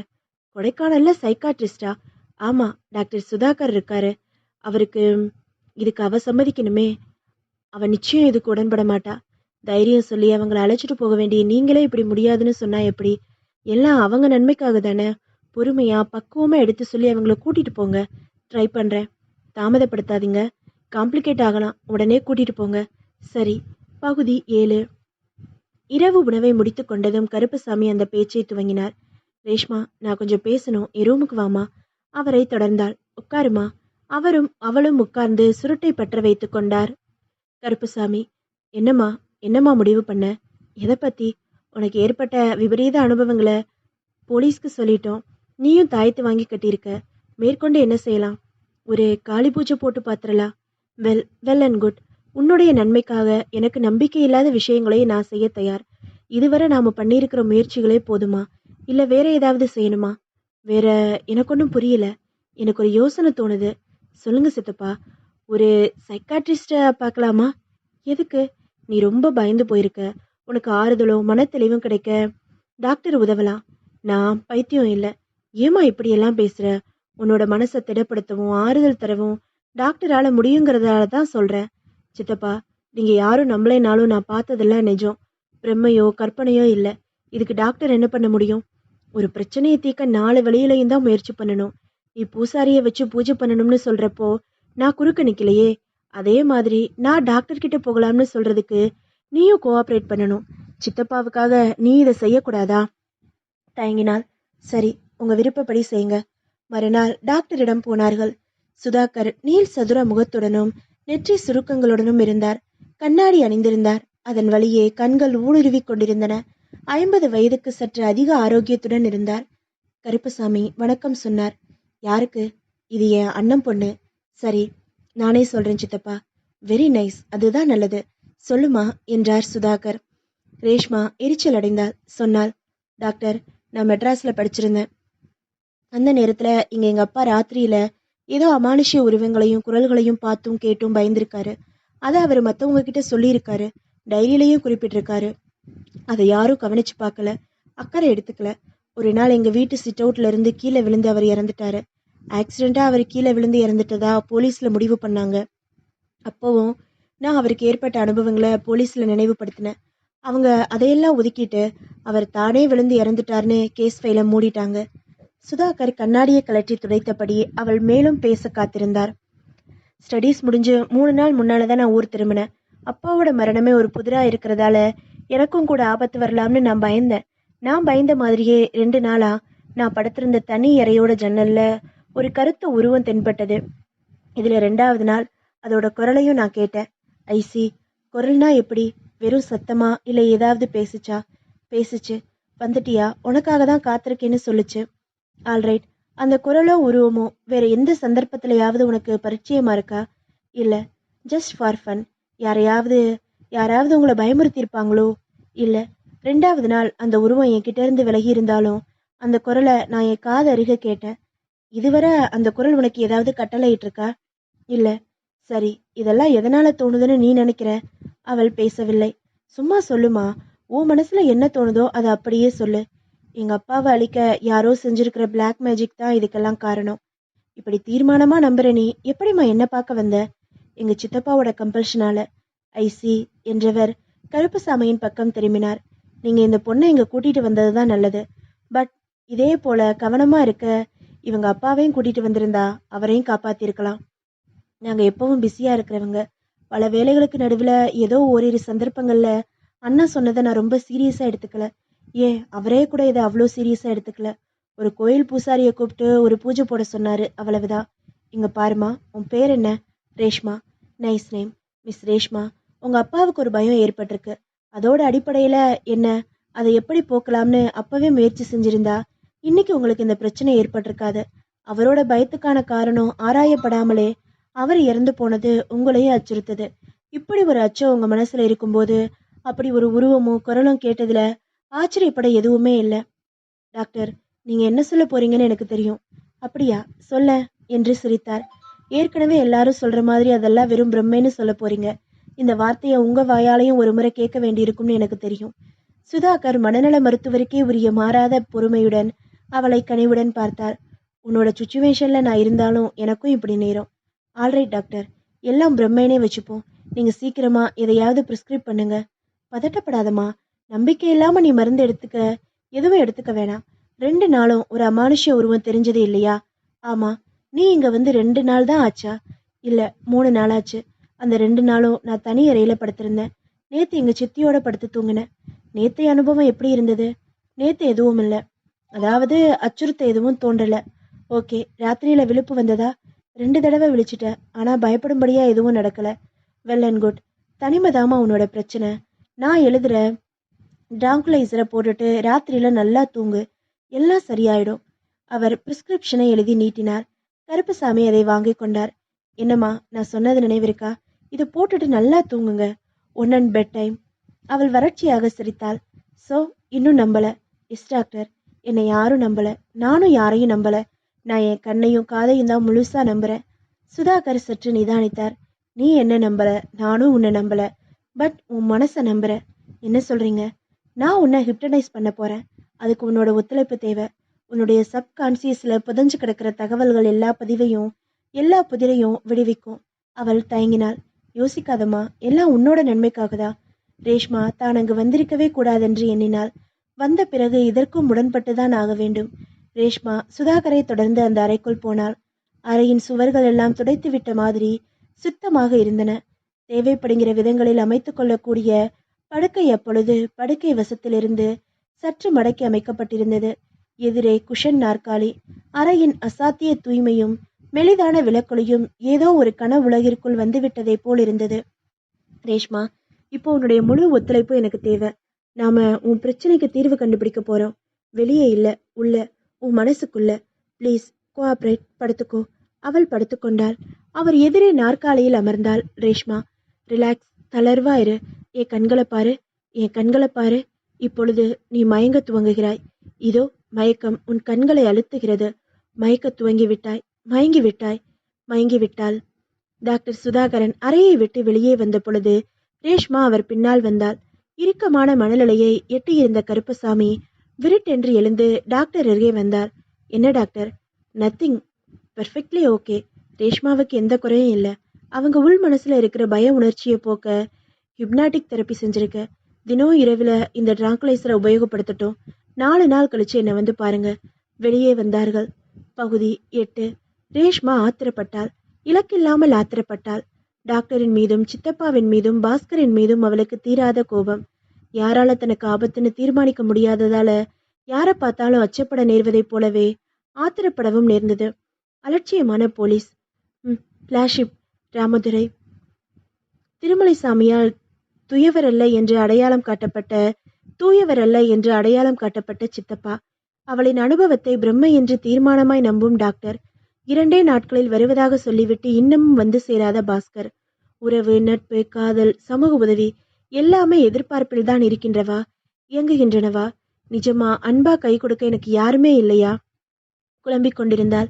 நேற்று இரவு டிராங்குலைசரை தோற்றுவித்திருந்த மயக்க நிலையில் உறங்கி போனாலும் இன்று அதன் பாதிப்பு உடலில் தெரிந்தது. லேசான தலைவலியும் களைப்பும், இதற்கிடையே இடைவிடாத துரத்தும் நினைவுகள் வேறு. ஏமா டல்லா இருக்க? வேணும்னா வெளியே எங்கேயாவது போயிட்டு வாயேன். இல்ல சித்தி, லேசா தலைவலி. வெளியே போறதை விட ரெஸ்ட் எடுத்தா நல்லா இருக்கும். காமாட்சி ஹாலை கடந்து போனதும் போன் ஒலித்தது. ரேஷ்மா எழுந்து போய் எடுத்தாள். எஸ்டேட் முதலாளி வீடா? ஆமா. நீங்க யாருங்க? நீங்க யாருன்னு நான் தெரிஞ்சுக்கலாமா? நான் போலீஸ் ஸ்டேஷன்ல இருந்து ரைட்டர் பேசுறேம்மா. நான் ரேஷ்மா. உங்ககிட்ட தான் இன்ஸ்பெக்டர் பேசணும்னாரு. 5 வினாடிகளுக்கு பிறகு ரிசீவர் கைமாறி மறுமுனையில் இன்ஸ்பெக்டர் மாணிக்கராஜின் குரல். Good morning Reshma. Good morning sir. என்னம்மா, எப்படி இருக்க? Any problem? Nothing sir. Very good. உன் பயமெல்லாம் போயிடுச்சா? இப்போ நான் தனி அறையில் படுக்கிறதில்ல, சித்தி ரூமில் தான் தூங்குறேன். இதுவரை எந்த தொல்லையும் இல்லை. விபரீதமாக எதுவும் நடக்காதப்போ நான் ஏன் பயப்பட போகிறேன்? ஆனால் ஏற்கனவே ஏற்பட்ட பயங்கர அனுபவங்களுக்கு என்ன காரணம்னு தெரியும் போது தான் எனக்கு முழு நிம்மதி ஏற்படும். அது சரி, நாங்களும் ப்ரொசீட் பண்ணிட்டு தாம்மா இருக்கோம். அந்த ரத்தக்கரையை சுரண்டி எடுத்து பரிசோதனைக்கு அனுப்பி வச்சோமே, அதோட ரிசல்ட் வந்துச்சு. அது கோழி ரத்தம் தான். ஏதாவது கோழியை அடிச்சுட்டு போய் அந்த ரத்தம் உங்க தெரிச்சிருக்கலாம். இல்லை உன்னை அச்சுறுத்த யாராவது அதை சுவத்தில் பூசி இருக்கலாம். உங்க வீட்டு வேலைக்காரியை விசாரிச்சதுல தரையை பெருக்கும்போது அங்க எந்த கரையும் இல்லைன்னு உறுதியா சொல்றா. அந்த காலடித்தோட ஒண்ணுதான் நெருடலா இருக்கு. இல்லைனா நான் அந்த ரத்தக்கரையை சுத்தமா இக்னோர் பண்ணிடுவேன். அது வெற்றுக்கால் அடையாளமா? அப்படித்தான் இருக்கு. ஷூ இல்ல செருப்பா இருந்தா அதோட வடிவம் தெரியும். இது வெற்றுக்கால் போலத்தான் இருக்கு. பட் காலில் ரேகைகள் அதுல பதிவாகவே இல்லை. அது எப்படி? கண்டுபிடிச்சிடலாம். அது ஒரு அமானுஷ்யத்தோட அடையாளமா இருக்கலாம் இல்லையா? மறுமுனையில் மாணிக்கராஜ் சற்று தயங்கினார். பிறகு எதிர்கேள்வி கேட்டார். அமானுஷ்யம்னு நம்ப வைக்க ஏற்படுத்திய அடையாளமா கூட இருக்கலாம் இல்லையா? என்னவோ, ஆனா நான் ஆபத்துல இருக்கேன்றது மட்டும் சந்தேகத்துக்கு இடமில்லாம நிஜம். Don't worry. சமூகத்துல அந்தஸ்துள்ள குடும்பத்தை சேர்ந்த நீங்க அந்த 2 நாள் நிகழ்ச்சிக்கு அப்புறம் உங்க வாட்ச்மேன் அலர்ட் பண்ணியிருக்கோம். நாங்களும் வெறும் பேட்ரோலுக்கு பதிலா நிரந்தரமா உங்க வீட்டுக்கு காவல் ஏற்பாடு பண்ணியிருக்கோம். இதையெல்லாம் கடந்து யாரும் உங்களை நெருங்க முடியாது. நீங்க வெளியே போறதா இருந்தா எங்களுக்கு போன்ல சொல்லிடுங்க. செக்யூரிட்டிக்கு ஏற்பாடு பண்ணிடுறேன். Thanks sir. மறுமுனையில் தொடர்பு இருந்தது. ரிசீவரை வைத்தாள். Good morning ma'am sahib. ஆச்சரியப்பட்டாள். பாஸ்கர். என்ன வரவேற்பே சரியில்லை. நானே மண்குதிரையை நம்பி ஆத்துல இறங்கிட்டு தவிச்சுக்கிட்டு இருக்கேன். எல்லாம் இந்த வரவேற்பு போதும். மண்குதிரை? You mean me? மண்குதிரையை நம்பி ஆத்துல இறங்கக்கூடாது. Y not? வைகையில இறங்கலாமே. அங்க என்ன தண்ணியா ஓடுது? சும்மா கள்ளழகர் மாதிரி ஜாலியா ஒரு ரவுண்டு போயிட்டு வரலாம். Staff jogging. நீ தைரியமா போ, 2 நாள்ல வர்றேன்னு சொல்லிட்டு இப்ப வந்து நிக்கிறீங்க. ஏன் இன்னும் உயிரோட இருக்கேன்னு பார்க்கவா? சாரி ரேஷ்மா, ஒரு எதிர்பாராத சிக்கல். என்ன? அப்பாவுக்கு ஒரு ஆக்சிடென்ட். ஆக்சிடென்ட்டா? சின்ன விபத்து தான், பயப்பட வேண்டியதில்லை. பட் இடது முழங்கையில ஃப்ராக்சர். அதனால தான் உடனே புறப்பட முடியல. என் மனசெல்லாம் இங்கே தான் இருந்துச்சு. ஏதாவது பிசினஸ் டூர்னா சமாளிச்சிருக்கலாம். இங்க கொடைக்கானல்ல எங்களுக்கு எந்த கான்டாக்டும் கிடையாது. இப்பவே அப்பா கடுப்பாதான் இருக்காரு. நான் கிடந்து அவதிப்படுறேன். இவனை பாத்தியா, பொறுப்பில்லாம எங்கேயோ சுத்த போறான்னு கத்தினாரு. சமாதானப்படுத்திட்டு வந்துட்டேன். Sorry boss. It's all right. பரஸ்பரம் சாரி சொல்லிட்டோம். காமாட்சி காஃபியுடன் ஹாலுக்கு வந்தாள். ரேஸ்மா சட்டென்று, சகுந்தலா எப்படி இருக்கா என்று கேட்டாள். சகுந்தலாவா? அவ யாரு கள்ளி? ஐயோ, சஹி, உன் தங்கச்சி. ஓ, தங்கச்சி. தங்கமான தங்கச்சி. அவளுக்கு என்ன? C is fine. படிப்பு முடிஞ்சிருச்சுல, பயங்கர ஃப்ரீ. லெண்டிங் லைப்ரரி, சினிமா, வீடியோன்னு தூள் படுத்துறா. இப்ப கூட கொடைக்கானல் போறமான்னு சொன்னதும் அவதான். போய் இறங்கினதும் நேரா ரேஷ்மா வீட்டுக்கு போ, ஹோட்டல் ரூம் எடுக்காத. அவளுக்கு தெரிஞ்சா நான் என்ன அவ்வளவு அநியமாயிட்டேனான்னு என்னை கொன்னு கூறு போட்டுடுவான்னு. அதுதான் நேரா உங்க வீட்டுக்கு வந்துட்டேன். பட் நான் இங்க தங்க மாட்டேன். கண்டிப்பா ஹோட்டல்ல தான் தங்குவேன். அதெல்லாம் முடியாது. எங்க ஊருக்கு வந்து நீங்க ஹோட்டல்ல தங்குறதா? என்ன விளையாடுறீங்க? நானும் உங்க ஊருக்கு வருவேன். அப்படி வரும்போது உங்க வீட்டு பக்கம் தலையே காட்ட மாட்டேன். அப்புறம் வருத்தப்பட்டு பிரயோஜனம் இல்ல. என்னங்க நீங்க இப்படி வற்புறுத்துறீங்களே? அதெல்லாம் வசதிப்படாதுங்க. அதனால எவ்வளவு இன்கன்வீனியன்ஸ். காஃபி ஆறி போகுதுமா என்று காமாட்சி குறுக்கிட்டாள். சித்தி, இவருக்கு ஒரு காஃபி. காமாட்சி அவனை ஊன்றி ஒரு கணம் பார்த்துவிட்டு உள்ளே போனார். பிரமாதமா நடிக்கிற நீ. ஏதோ வாய்க்கு கிடைச்சத நடிச்சேன். ஆவா, என்ன அடக்கம். ஆமா, இப்படி நடிக்கிறியே, இதை எங்க கத்துக்கிட்ட? கத்துக்கிறதா? நீ என்னை இன்சல்ட் பண்ற. நான் பிறவி கலைஞன். For with pancake. ஏதோ எங்க அப்பா என் வாழை ஒட்ட நெருக்கி வச்சிருக்கிறதால நான் சினிமா பக்கம் காலெடுத்து வைக்காம இருக்கேன். இல்லைனா இந்நேரம் சொந்த தயாரிப்புல நானே டைரக்ட் பண்ணி நானே ஹீரோவா நடிச்சிருப்பேன். காமாட்சி காஃபியுடன் வந்தார். நீங்களே ஏன் சித்தி சிரமப்படுறீங்க? அப்புவை கொண்டு வர சொல்லியிருக்கலாமே. அவன் அடிப்படையில வேலையா இருக்கான். அதனாலதான் நானே எடுத்துட்டு வந்தேன். இதுல என்னம்மா சிரமம்? இவரு என் ரூம்மேட் சகுந்தலாவோட அண்ணன் மிஸ்டர் பாஸ்கர். இவங்க என் சித்தி. வணக்கம்மா. வணக்கம் தம்பி. உங்களுக்கு சொந்த ஊர் எது? மெட்ராஸ். வாய் வரை அவசரமாக விழுங்கினான். சகுந்தலா ஹாஸ்டல்ல தங்கி படிக்கும்போது அவர் ஊர் எப்படி சென்னையா இருக்க முடியும்? செஞ்சி. சித்தி, இவரு கொடைக்கானல பார்க்க வந்திருக்காரு. நம்ம வீட்லயே தங்க சொல்லியிருக்கேன். அப்படியா? உங்க சித்தப்பா கிட்ட சொல்லிடுமா? சொல்லிடுறேன் சித்தி. கருப்பசாமி வீடு திரும்பிய பொழுது ரேஷ்மா பாஸ்கரை அவருக்கு அறிமுகப்படுத்தினாள். எந்த பாவமும் இல்லாத அவருடைய முகத்திலிருந்து எதையும் புரிந்து கொள்ள முடியாத பாஸ்கர், நான் வெளியே தங்கிக்கலாம்னு ஃபீல் பண்ணினேன். இவங்க தான் என்னை இங்கேயே தங்க சொல்றாங்க என்றான். சித்தப்பா, இவரோட தங்கச்சி என் ஹாஸ்டல் மேட். நாளைக்கு அவ என்ன மதிப்பாளா? அவளே இவர்கிட்ட சொல்லி அனுப்பியிருக்கா. இவ்வளோ பெரிய வீட்டில் இவருக்கு ஒரு ரூம் ஒதுக்கி தர்றது நமக்கு ஒரு பிரச்சனையா? என்ன மிஸ்டர் பாஸ்கர், நீங்க இங்க தான் தங்கணும். எத்தனை நாள் இங்க தங்கியிருப்பீங்க? 4-5 நாள் தங்கலான்னு இருக்கேன். அப்படியா? கொடைக்கானல்ல 2 நாளுக்கு மேல சுத்தி பார்க்க எதுவும் இல்லை. எதையும் அறக்க பறக்க பார்த்துட்டு போறது எனக்கு பிடிக்காது. ஒவ்வொரு இடத்தையும் நிதானமா ரசிச்சு பார்க்கணும்னு நினைக்கிறேன். Good policy. ரேஷ்மா, நீயே இவருக்கு ஒரு ரூமை ஒதுக்கி கொடுமா. அன்று அவர்களுக்கு அதிகம் பேச வாய்ப்பு கிடைக்கவில்லை. மறுநாள் கொடைக்கானல் போகும் பொழுது விவரமாக பேசலாம் என்று முடிவெடுத்தார்கள். ஆனால் விடுந்ததுமே அந்த விபரீதம் எதிர்பட்டது. எம்மா, இத வந்து பாரு என்று வேலைக்காரி அலங்காரம் அலறியபடியே ஓடி வந்தாள். என்ன என்றாள் ரேஷ்மா. எப்படிமா சொல்லுவேன், வந்து பாரு. அவள் அலங்காரத்தை தொடர்ந்து தோட்டத்துக்கு போனாள். அங்கே அலங்காரம் சுட்டி காட்டிய இடத்தில் ஒரு பொம்மை மண்ணில் புதைந்திருந்தது. அருகே போய் அதை வெளியே எடுத்தாள். மாவு பொம்மை, பெண் பொம்மை. அதன் தலைப்புறத்தில் ஊசிகள் குத்தப்பட்டிருந்தன. அப்பொழுது பாஸ்கரும் அங்கு வந்து சேர்ந்தான்.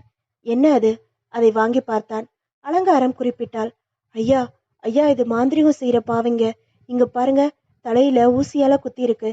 யார நினைச்சு இந்த பொம்மையை செஞ்சாங்களோ அவங்களுக்கு நிச்சயமா தலையில கோளாறு வரும். இத நீங்களும் நம்புறீங்களா மேடம்? ஆமா, சிரித்தான். நம்புறது மட்டும் இல்ல, இதை உங்களை நினைச்சுதான் செஞ்சிருப்பாங்கன்னு கூட நினைப்பீங்களே. அவள் தலையசைத்தாள். இதெல்லாம் என்ன மூடத்தனம். இப்போ இதை தலையில குத்தி இருக்கிறதால உங்களுக்கு மூலக்கோளாறு வரும்ல. நான் இப்போ இதை பிச்சு போட போறேன். அது எப்படி ரிஃப்ளெக்ட் ஆகும்னு பார்க்கலாமா? அவன் அந்த பாவையின் வழக்கையே திருகி எறிந்தான். பின்பு அதை தூக்கி தரையில் அடித்தான். ரேஷ்மாவின் நெற்றியில் வேர்வை பிடித்தது. திருகி எறியப்பட்ட கை அவள் முன்னே கிடக்க அவள் அதையே விரித்தபடி ஸ்தம்பித்து நின்றாள். என்னையா இப்படி பண்ணிட்டீங்களே? ஏற்கனவே சின்னம்மா ரொம்ப பயந்து போய் இருக்காங்க. நீங்க வேற அதை அப்படி பிச்சு போட்டுட்டீங்களே என்று அலங்காரம் கேட்டாள். பாஸ்கர் அதற்கு பதில் சொல்லாமல் ரேஷ்மாவின் பக்கம் திரும்பினான். அப்படியே எவ்வளவு நேரம் நிக்க போறீங்க? வாங்க உள்ள போகலாம். ரேஷ்மா திரும்பி அவனை பார்த்தாலே தவிர அசையவில்லை. இங்க பாருங்க, நான் ஹோட்டல்லே தங்குறேன்னு சொன்னேன். வேணா என் கெஸ்டா இருன்னு சொன்னீங்க. இன்னைக்கு நீங்களே என்னை கொடைக்கானல் கூட்டிட்டு போறேன்னு சொன்னீங்க. இப்ப என்னன்னா, ஆஃப்டர் ஆல் ஒரு பொம்மைக்கு முன்னால நின்று வெறிச்சுக்கிட்டு இருக்கீங்க. வாங்க. பொம்மையை பார்த்து சந்தோஷப்படுறதும் துக்கப்படுறதும் குழந்தைகளோட இயல்பு. We are adults. கமான். அவன் முன்னே போக அவள் பின்தொடர்ந்தாள். அவன் தனக்கு ஒதுக்கப்பட்ட அறைக்கு வந்தான். அவளும் உடன் வந்தாள். நாளைக்கு வெளியே போகலாம் என்றாள். இல்ல, இன்னைக்கே போறோம். வேணாம், இதோ பாரு, ஏற்கனவே நாம இந்த வீட்டுல ஏகப்பட்ட போலி மரியாதைகளோட அக்கம் பக்கம் பார்த்து பேச வேண்டியிருக்கு. எனக்கு எல்லா விவரமும் தெரிஞ்சாகணும். அதுக்கு நாம வெளியில போயாகணும். அரை மனதுடன் சம்மதித்தாள். ரேஷ்மா தன்னால் கார் ஓட்ட முடியாது என்று விலகி கொள்ள பாஸ்கர் தான் டிரைவ் செய்தான். நிதானமான வேகத்தில் ஓட்டினான். இதுவரை தனக்கு நேர்ந்த அனுபவங்கள், டாக்டரிடம் சிகிச்சை பெறுவது வரை ரேஷ்மா கூறி முடித்தாள். திரும்பும் பொழுது பாஸ்கர் கேட்டான். சைக்காட்ரிஸ்ட் கிட்ட போய் வந்ததுக்கு அப்புறம் ஏதாவது மாறுதல் இருக்கா? எனக்கு ஒன்றும் தெரியல. அந்த தனியறையை வெட்டி சித்தி ரூம்ல படுக்க ஆரம்பிச்சதுக்கு அப்புறம் எந்த சம்பவம் நடக்கல. தூக்க மாத்திரைகளை விழுங்கிட்டு படுக்கிறதால ஏற்படுற அசாதாரண தூக்கத்தால இப்போ எல்லாம் என்னை சுத்தி எது நடந்தாலும் தெரிய போறதே இல்லை. சரி, அர்த்த ராத்திரிகள்ல உனக்கு தெரிஞ்ச அந்த உருவம் ஒரு பிரம்மையா இருக்க முடியாது. முற்றிலும் நிஜம்னு நினைக்க ஏதாவது காரணம் உண்டா? அந்த குரல் கூட பிரம்மையா? நோ, நிச்சயம் இல்லை. அது ரொம்ப நெருக்கத்துல கேட்ட. பக்கத்துல வந்து பேசுற மாதிரி. அது நிஜம். ஐசி. கொடைக்கானல் கொண்டை ஊசி திருப்பங்கள் அவனை சோதித்தன. மலைப்பாதையில் காரை செலுத்துவது ஆயாசமாக இருந்தது. பாதையிலேயே முழு கவனத்தையும் வைத்து பயணம் செய்தான். என்ன, பேச்சையே காணோம்? இல்ல, இந்த நேரத்துல எந்த காரியமும் எனக்கு ஆபத்தமா முடியலாம். ஏன், நான் டிரைவ் பண்றதால ஒரு ஆக்சிடென்ட் நடந்து அதனால உனக்கு ஆபத்து ஏற்படலாம். என்ன, பதில் இல்ல? உண்மைதான். அதனால இப்ப நீ டிரைவ் பண்ற. எனக்கு பயமா இருக்கு. நான் உன் பக்கத்துல இருக்கேன். என்ன கடந்துதான் எதுவும், ஐ மீன் நீ நம்புற அமானுஷ்யம் கூட நெருங்க முடியாது. அவன் காரை நிறுத்த அவள் அரை மனதுடன் முன் சீட்டுக்கு வந்தாள். டிரைவ் செய்ய துவங்கினாள். புகையும் சிகரெட்டுடன் பாஸ்கர் கேஷுவலாக இருப்பதாக தோற்றமளித்தான். ஆனால் அவன் ரேஷ்மாவையே கவனித்துக் கொண்டிருந்தான். ஸ்டேரிங்கை பிடித்திருந்த அவள் விரல்களில் நடுக்கம் இருந்தது. கொடையின் குளிர்ச்சியிலும் அவள் முகத்திலும் வியர்வை பிடித்துக் கொண்டிருந்தது. என்றாலும் சுபாவமாக அந்த மலைப்பாதையில் காரையும் ஜீப்பையும் செலுத்தி பழக்கப்பட்டிருந்ததால் லாவகமாக காரை செலுத்திக் கொண்டிருந்தாள். இன்னும் சில நிமிட பயணத்தில் வீட்டை எட்டி பிடிக்க வேண்டிய நேரத்தில் அது நடந்தது. எதிரே டிராபிக் இல்லை. ஆனால் வெறிச்சோடியிருந்த சாலையை பார்த்தே அவள் அலறத் துவங்கினாள். விட்டுடு, என்னை விட்டுடு. பாஸ்கர் அவசரமாக ஸ்டேரிங் வீலை பற்றினான். சிரமப்பட்டு காரை கண்ட்ரோலில் வைத்து பிரேக்கை அழுத்தினான். நின்றது. ரேஷ்மா. அவன் கைகளின் குறுக்கே அவள் மயங்கி விழுந்து கனந்து கொண்டிருந்தாள். பாஸ்கர் சங்கடமான நிலையில் இருந்தான். அவளை மயங்கிய நிலையில் வீட்டுக்கு அழைத்துச் செல்வது தவறான யூகங்களுக்கு இடம் தரலாம். அவளை நன்றாக சரித்து சீட்டில் படுக்க வைத்தான். விட் ஸ்கிரீன்களை திறந்து குளிர்காற்றை காருக்குள் அனுமதித்தான். பிறகு வெளியே நின்று சிகரெட் பிடித்தபடி காத்திருந்தான். 10 நிமிடங்களில் ரேஷ்மா அசைந்தாள். ரேஷ்மா மிரண்டாள். நான் உயிரோடு இருக்கேனா? இல்ல, சொர்க்கத்துல இருக்க. குழப்பத்துடன் அவனை பார்த்தாள். நீ மட்டும் இல்ல, என்னையும் சொர்க்கத்துக்கு அனுப்பியிருப்ப. எல்லாம் ஏன் முட்டாள்தனம்தான். உனக்கு தைரியம் வரும்னு உன்னை டிரைவ் பண்ண சொன்னது தப்பு. பாஸ்கர், நீ ஊருக்கு போயிடு. என்னோட துரதிருஷ்டம் என்னோட போகட்டும். அதை பத்தி அப்புறம் பேசலாம். திடீர்னு ஸ்டேரிங்கை விட்டுட்டு கத்த ஆரம்பிச்சியே, அதுக்கு என்ன காரணம்? இந்த இடத்துல இப்போ ஒரு ஆக்சிடென்ட் ஆகி நான் சாக போறேன்னு எனக்கு தோணுது. What nonsense. உனக்கு தோணுச்சா இல்ல ஒரு குரல் அப்படி கட்டளை இட்டுச்சா? சரியா சொல்ல முடியல. பட் எனக்குள்ள அப்படி ஒரு எண்ணம் வந்ததா ஞாபகம். பாஸ்கர் அவளை ஊருடுவினான். பாஸ்கர், எனக்கு என்னாச்சு? நான் கொஞ்சம் கொஞ்சமா பைத்தியம் ஆயிட்டேனா? சொல்லு. காரை நகர்த்தினான். விசாலமான இடத்துக்கு வந்து பார்க் செய்தான். இறங்கு. ஏன்? பதிலுக்கு காத்திருக்காமல் இறங்கினாள். கொஞ்சம் பேசுவோம். சற்று தள்ளி சரிவின் துவக்கத்தில் விரிந்திருந்த மடத்தின் புடைத்த வேரில் அமர்ந்தான். அவளுக்கும் கை காண்பித்தான். உட்கார்ந்தாள். பேசுவோம் என்று அழைத்து வந்தவன் எதுவும் பேசாமல் சிகரெட்டை பற்ற வைத்தான். ரேஷ்மாவும் மௌனமாக காத்திருந்தாள். பிறகு சொல்லு. பாஸ்கர், எனக்கு என்னாச்சு? எல்லாமே பிரம்மதானா? நான் ஒரு மனநோயாளியா? என்னோட பிரச்சனைகளுக்கு என்னதான் முடிவு? வெயிட், அவசரப்படாத. நிறைய யோசிக்கணும். ஒவ்வொன்னா ஆராயணும். நிதானமா செய். அதுக்குள்ள நான் ஒரு மென்டல் அசைலத்துல இருப்பேன், இல்ல மார்ச்சுரியில இருப்பேன். இனிமே எனக்கு இப்படி வேதனை பண்ணாத. ஏதாவது பண்ணு. எல்லாத்தையும் ஒரு முடிவுக்கு கொண்டு வா. பாஸ்கர் சிரித்தான். ரேஷ்மா, உன்னோட நான் 1 வருஷம் பழகியிருக்கேன். உன்னை எனக்கு 10% தெரியும். நீ கோழையோ மனநோயாளியோன்னு நீயே சந்தேகப்படலாம். ஆனா எனக்கு சந்தேகம் இல்லை. You are perfectly alright. உனக்கு நேர்ந்த அனுபவங்களையும் அதுல சம்பந்தப்பட்ட மனுஷங்களையும் நான் கொஞ்சம் தள்ளி நின்று ஆராயணும். எனக்கு 4 நாள் டைம் கொடு. நீ கேட்டியே, எல்லாத்துக்கும் ஒரு முடிவு. அதை நான் உண்டாக்குறேன். காருக்கு வந்தார்கள். காரை திருப்பி வந்த வழியிலேயே செலுத்தினான். வீட்டுக்கு போகலையா? இல்ல. வேற எங்க போறோம்? வந்த வழியே. ஏன்? காரணம் இருக்கு. என்ன காரணம்? அவசரப்படாத, நீயே புரிஞ்சுப்ப. 5 கிலோமீட்டர் தூரம் வந்து காரை திருப்பினான். இப்போ வீட்டுக்கு போகலாம். காரை நீ டிரைவ் பண்ற. என்னால முடியாது. முடியணும். சில புதிர்களுக்கு விட கிடைக்கணும்னா நீ இப்ப டிரைவ் பண்ணணும். விசப்பரிச்சு வேணாம் பாஸ்கர். அப்புறம் என்னோட நீயும் நோ ப்ராப்ளம். நான் சாவை இந்த நிமிஷத்துல கூட வரவேற்க தயாரா இருக்கேன். அவன் வெளியேறி மறுபுறம் வந்தான். அவள் டிரைவர் இருக்கைக்கு வந்தாள். உதடு உலர்ந்தது, உள்ளங்கை வியர்த்தது. அவள் காரை கிளப்பினாள். பாஸ்கர் பாதையின் மீதும் ரேஷ்மாவின் மீதும் கண்களை அழுத்த பதித்தபடி காத்திருந்தான். சென்ற முறை ரேஷ்மா பயந்த இடத்தை கார் நெருங்கியது. கவனமாக இருந்தான். திடீரென்று அவள் ஸ்டேரிங்கை கைவிட அவன் அதை சட்டென பற்றி பிரேக்கை அழுத்தினான். இம்முறை அவள் மயங்கி விடவில்லை. மாறாக அச்சத்துடனும் ஆச்சரியத்துடனும் அயற்சியுடனும் சீட்டில் தலையை சாய்த்திருந்தாள். அவள் சகஜ நிலைக்கு திரும்பி வர காத்திருந்தான். Bhaskar, yes, I am extremely sorry. நான் எவ்வளவோ மன கட்டுப்பாடோட தான் இருக்க முயற்சி பண்ணேன். முடியல. திரும்பவும் இங்கே ஆக்சிடென்ட் நடந்து நான் சாக போறேன்ற எண்ணம் வந்துடுது. It's all right. நீ பின் சீட்டுக்கு போய் ரிலாக்ஸ்டாக சாஞ்சுக்க. நம்ம வீட்டுக்கு போகலாம். I am sorry Bhaskar. நான் உன்னை ரொம்ப குழப்பிக்கிட்டு இருக்கேன். இல்லை, இப்போ தெளிவு பிறக்குது.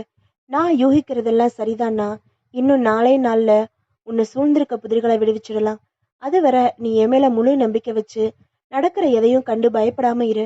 நம்ம வளர்ச்சிக்கும் அழிவுக்கும் புற காரணங்கள் 1000 இருக்கலாம். ஆனா அடிப்படை நாம தான். நம்ம மனசுதான். தைரியமா இரு. பகுதி 9. டாக்டர் சுதாகரன் பாஸ்கரை பார்த்து மனநோய் மருத்துவர்களுக்கே உரிய வசிய சிரிப்பை வெளியிட்டார். உங்களுக்கு என்ன? எனக்கு ஒன்றும் இல்லை டாக்டர். நான் வேற ஒரு பேஷண்ட் விஷயமா வந்தேன். அப்படியா? ரேஷ்மா உங்ககிட்ட ட்ரீட்மெண்ட்டுக்கு வந்தாங்களாமே? ரேஷ், எஸ், கருப்புசாமியோட அண்ணன் பொண்ணு. இப்போ எப்படி இருக்கு? She is fine. Yes, she must be. அதுக்கு பிளாக் மேஜிக் மேல ஒரு நம்பிக்கை. அதனால எதையோ நினைச்சு குழம்பி இருக்கு. அவளுக்கு வேற எதுவும் பிரச்சனை இல்லையா? நீங்க தரோவா பார்த்துட்டீங்களா? என்ன சந்தேகம்? இல்ல, நீங்க ஹிப்னடைஸ் பண்ணதா சொன்னாங்க.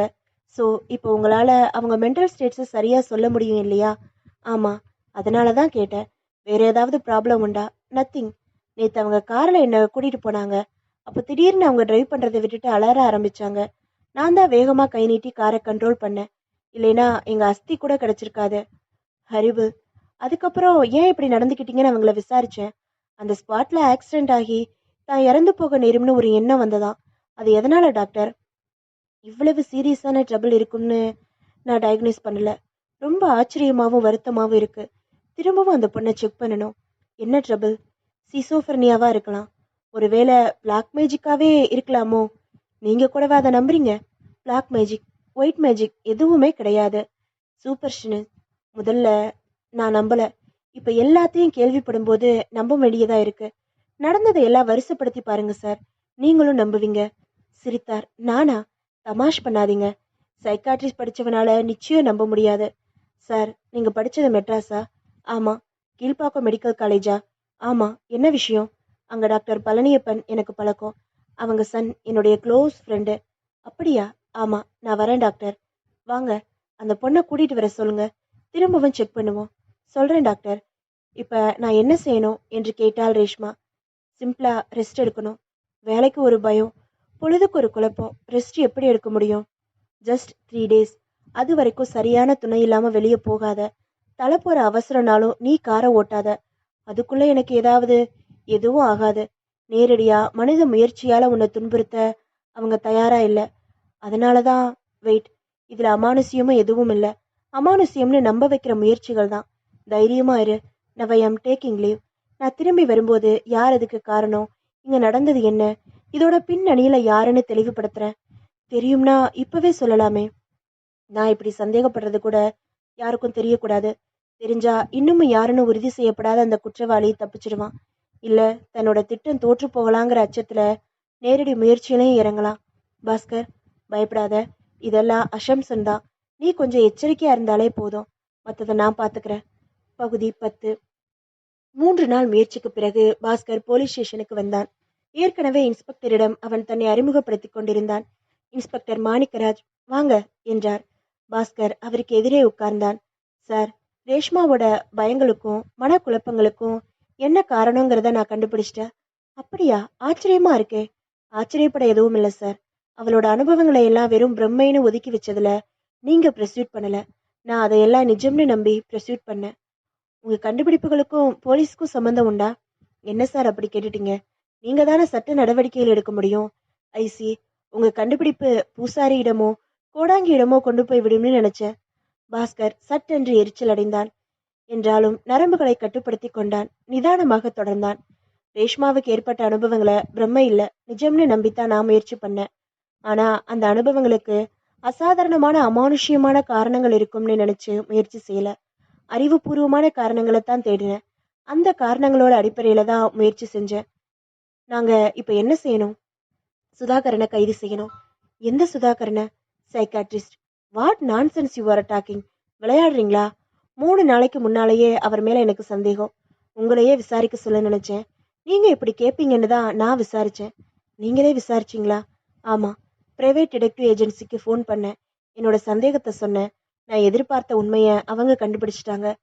நீங்களே போலீஸ் ஆயிட்டீங்க? இல்ல, உங்க போலீஸ் மெஷினரிய நீங்க நம்பி இதுல ஈடுபடுத்தி இருந்தா ரொம்ப சுலபமா உங்க விரல் நுனியில கொண்டு வந்திருக்கக்கூடிய விஷயங்களை நான் செலவு பண்ணி கண்டுபிடிச்சிருக்கேன். என்ன கண்டுபிடிச்சிங்க? சுதாகரன் ஒரு ஃபார்மசிஸ்ட் தான். சைக்காட்ரிஸ்டும் இல்ல. ஏன், ஒரு எம்பிபிஎஸ் கூட இல்ல.